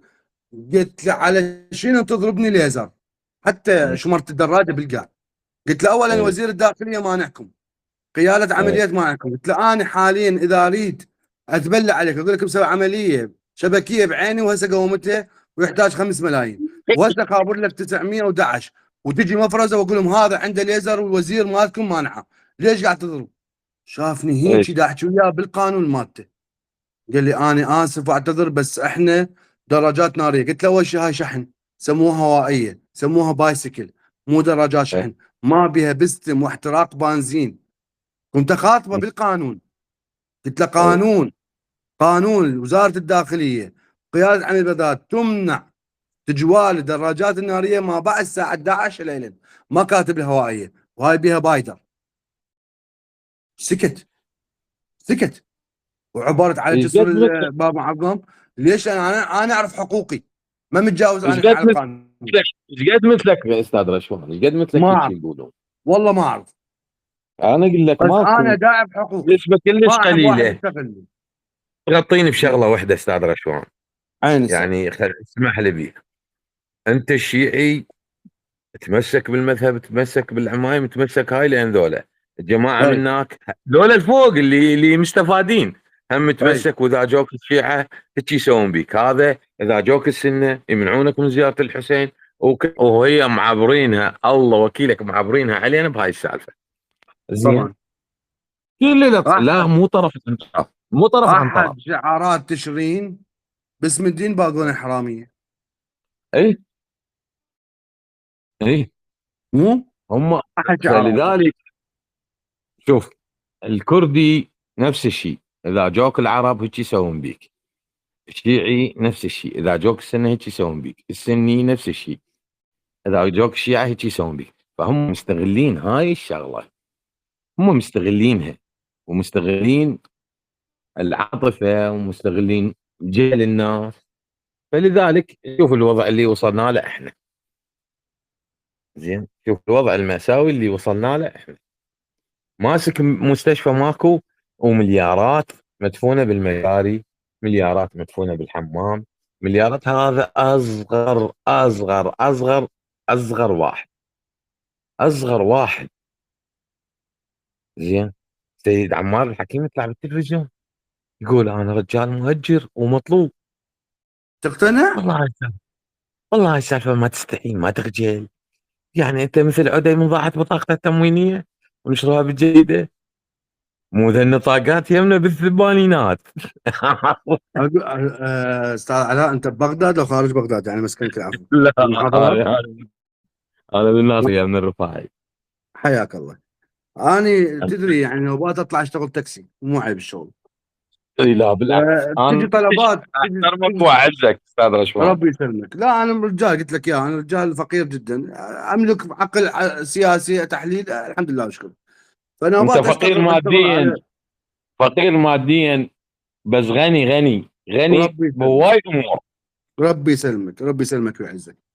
فنوبات إيه. اشتغل على تطبيق بلي، فتجي نوبات طلبات من المجمعات السكنيه، مجمع العراق، عين العراق، غيرها يا اخي. ادخل للمجمع احس ذول البشر مو عراقيين، ذول ريفل اعلى، ريفل اعلى. اكو نائب عجبني حكايته، نسيت اسمه، بمجلس النواب، له مقطع فيديو يقول اذا كانت سعر الشقه 500 مليار، والموظف اللي خلينا نقول درجه ثانيه فما فوق، خلينا نزيد شويه على حديثه، راتبه إيه. 1,500,000، شلون إيه. يشتري شقه ب 500 مليار؟ يعني بوابه لان انتم بغداد. المجمعات الاستثماريه نصبتوهن للقضاء على حالات التضخم السكاني. فانا من اجي ادخل بمجمع اشوف الشقه ب 500 مليار، لا المشكله هو طالب توفير، طالب الرحله ب 3000 دينار، هي كلوتها 5000 دينار، واذا بقى له ربع يطلبه من عندك. المهم مو هذا القصد. زين إيه. انا هذا تقنعني بانه ولد وحلقه خاشقه الذهب؟ لا يابا كلهم حراميه، والله البعض، كلهم حراميه. هم نقول البعض شرفاء ولكن جابوها بتعب. لا تقول لي البعض شقه ب 500 مليار، شنو البعض؟ شنو البعض؟ لا اله الا الله. شلون لا البعض؟ لا. شقه، هي شقه 500 مليار، شلون البعض؟ ما تقول لي شلون؟ شنو ب 500 مليار؟ واحنا هذا المبدا الكل رافضين، احنا هاي احدى نقاط الشروط بالمنصه، الكل رافضين. نقول البعض بالحال، بالعافيه اللي جابها بتعب. لا بالحلال. هذول هسه بالمنصه اللي جاي يستمعون، اذا واحد قال لك البعض اذا شقه ب 500 مليار، اذا ما قال لك كلهم حراميه، هذول كلهم هسه اذا سوي لا، تصويت يقول لك لا 500 مليون، مو مليار، نص مليار، 500 مليون لا. للتوضيح. أو اكو مليار، لا اكو مليار، واكو مليار و200 بيها. بعدني ما واصل يا والله، انا حدي 500 مليون. زين. احسن لك لا توصل. لا اله الا الله، لا اله الا والمن هي الله. هاي مال عين بغداد المن عود يا هو المستشفى. يساهمون بتقليل التضخم السكاني وايجاد لا حلول. هو هذا المستثمر منو؟ نعم. ها. خليها الطابوقه نايمه، خليها والله العظيم لا انفتح باللي عندي، وربك مو يجون بشفل يشيلوني والله العظيم. انا الحمد ان شاء لله الله اشكر، الحمد لله اشكر من ناويك يعني. تفتح مالك شغله ان شاء الله، من ناويك تفتح.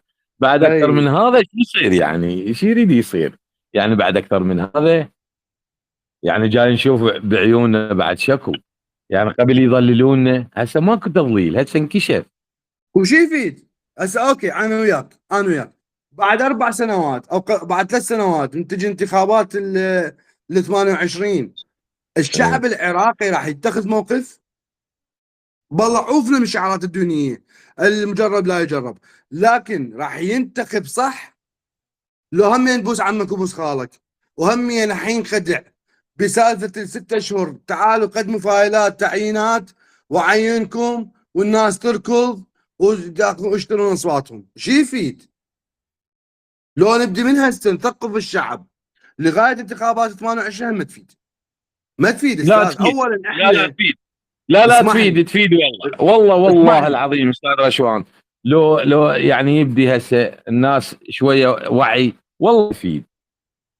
بس شيل الغمامه عليهم هاي شويه، هاي حبيبي اللي استاذ. شيلها بس. اني اوكي، خلينا نناقش انا بباب جديد. انا ايش ايه. مطلوب الان من الشعب العراقي حتى يصلح اخطائه في انتخابات 28؟ يلا هذا خوش موضوع، تريدون نسولف بيه بعدين غير يوم؟ لان هذا موضوع كلش كبير، واذا انا اسرد ايه. بيه الحديث يعني راح شويه يدق جرس براسكم.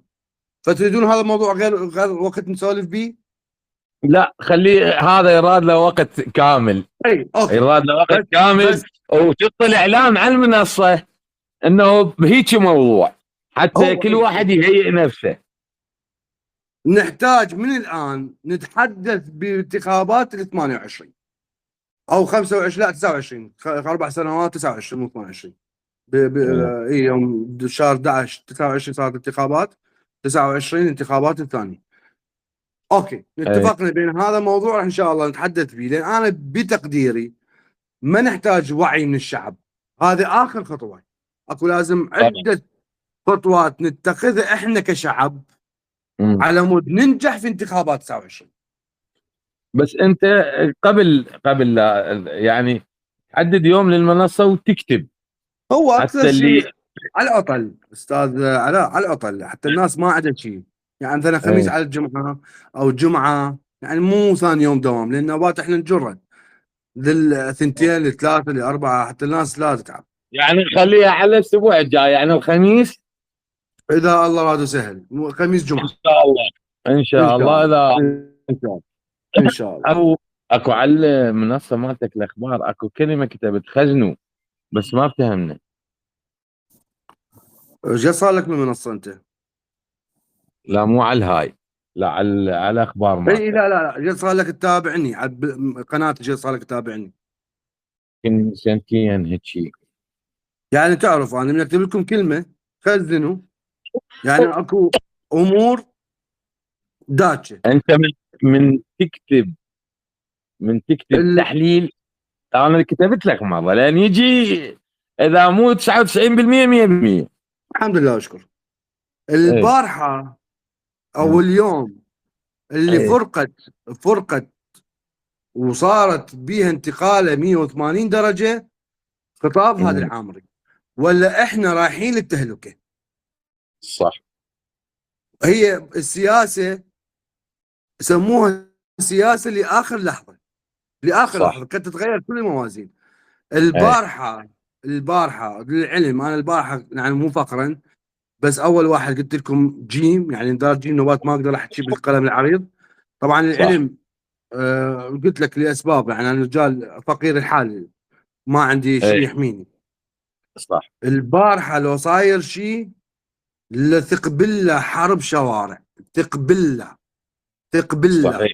بس المقطع الفيديو غير كثير الموازين، حتى جزء من الانذار انشال، بعض المقاطعات العسكريه انشال، بعض قطعات العسكريه نزلوا اليوم. ايه. البارحه صحيح. كان انذار رسمي، اليوم تخفف لبعض القطعات، بعضهم نزلوا بعضهم بقوا، لكن في حاله تاهب اكيد موجودين، ايه. سيطرات موجوده بس اخف.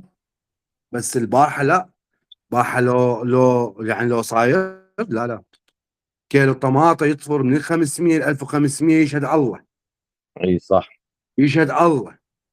اي لأن صحيح. الثقل راح يكون في بغداد حصرا، في بغداد صحيح. حصرا. اي هي زين. تصير كلها ببغداد. اي بس البارحة صحيح. أول مقطع الفيديو فرق، كلش فرق، يعني غير المعادلة كلها.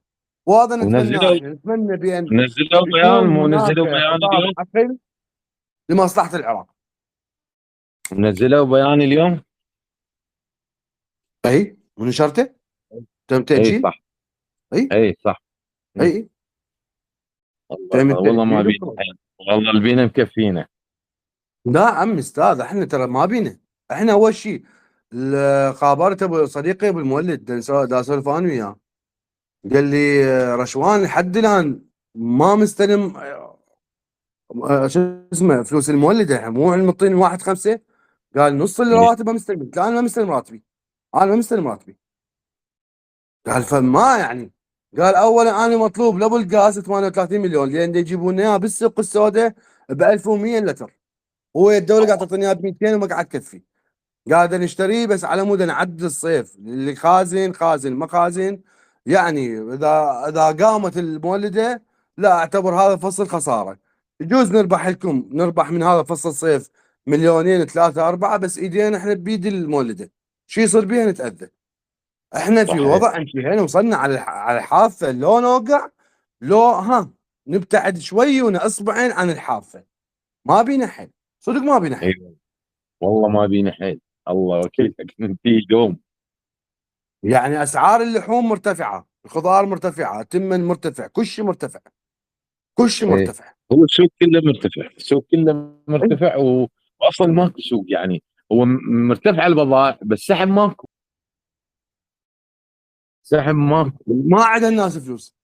انا ثق ايه بالله واحكيها وما مستحي، استاذ هسه موجود بيناتنا، خابرتك لعمي دايني 50 دا اروح اتسوق، ما جاي راتبي، فرض وممنوع من عنده، حول لي 50. انا رب عائله لا ما عندي 50 اروح اتسوق، ما مستلم راتب، لا. وعندي خطط سياره، وعندي مولده، وعندي وايجار، وعندي خير من الله التزاماتي. دا اطلع من سياره، نعم الحمد لله اشكر، بس شغله طلع دقواني لا، دا اطلع اللي اقدر عليه والراتب شويه دا يساعدني، بس اذا عطلت السياره لا انتهي اوقع، يعني يدشيني، ما اعرف على شنو اركض. اركض على الله يعينك. المولد، اركض على المسواق، اركض على الايجار، اركض على التزاماتنا كاب لبناتي، لو كزوج الاهلي، لو لوالدتي، نعم تدري. والله الله يساعدك. زين وهاي حاجه والله انا اقول الله الحمد يساعدك. لله واشكر، انا احسن من غيري، وكو غيري احسن من عندي. زين اللي ما عنده سياره شلون، اللي عامل بهاي الشمس اللي تسطر سطر، اذا اوقف انا ربع ساعه كانه واحد كافخني براشدي. الله يساعدهم العمال، كثير من الامور. زين شنو تعال حارب عمي، مو حاربنا والله مو حاربنا عمي، ما علينا احنا، مو إلنا، مو ما علينا، احنا داخلين بحرب بالحياه، بدنا نعيش، لو نموت لو نعيش، هاي حرب مقدسه عندنا لان ما ارتاحينا. لو اطلع عائلتي الى بر النجاة اقدر اربيهم واطلبهم واوفر طلباتهم، لو اموت واشوف بنتي جوعانه، لو ماكلها، لو ثيابها مشققه. ترى الجهاد بالحياه مو بس الحرب. انا زين اشوف الحرب تكون على الفاسدين اقدس من اي حرب ثانيه. حكيتها بالبدايه، قلت لك هسه لو الفصائل المقاومه ينشرون بانه سيتم استهداف اي رأس فساد من اعلى هرم السلطه الى ادنى، الشعب العراقي يطلع وراهم بشرط بان ينفذون هذا الشيء، يعتقلوه، يموتوه، يحرقون اهله. لا ذاك الوقت بالفعل صارت فصائل مقاومه لانقاذ العراق من برك الفساد والفاسدين. ذكرك لقاء هذا الحيدر العبادي. شلون؟ لقاء الحيدر العبادي. لقاء هسه قصدك؟ لا لا، فترة تذكر لقاء له كان ايش حكى؟ هو حكى هوايه مواضيع ياها من عندنا. مال اللي موجوده بالجادريه وبالهاي الشقق والبيوت والهذه علما. ذكرني. وش قد وهمين بالحشد وقاده الحشد ايش قد اه لهم اي بيوت اي اللي اللي تذكرها؟ الله يرحمه، الله يرحمه مدير الماليه على ما اعتقد، عدمات. ايه اي ايه طبعا هذا مدبر. ايه ما حد يقتنع بيها. زين. ايه حال ايه حال المرحوم احمد الشلبي، هم الله نفس الشيء يرحمه، كله قضاء نفس وقدر لان. زين. ايه. يعني وهذا لا ندري به احنا. خلص بعد شلون تريده مثلا يبعث فساد وين؟ لا حول ولا قوة الا بالله، لا حول ولا قوة الا بالله. انا ممنون لك استاذ علاء، ممنون لك. حبيبي الغالي، حبيبي حبيبي حبيبي استاذ، حبيبي. حبيبي، أهلا وسهلا. حبيبي استاذ. انا ما عندي شيء بعد. على المنصة الجاية هاي الفكرة اللي طرحناها ان شاء الله نسولف بيها، شلون ننجح في انتخابات 2029، وشنو هي الحلول اللي ما نرجع للماضي بل نتقدم للمستقبل.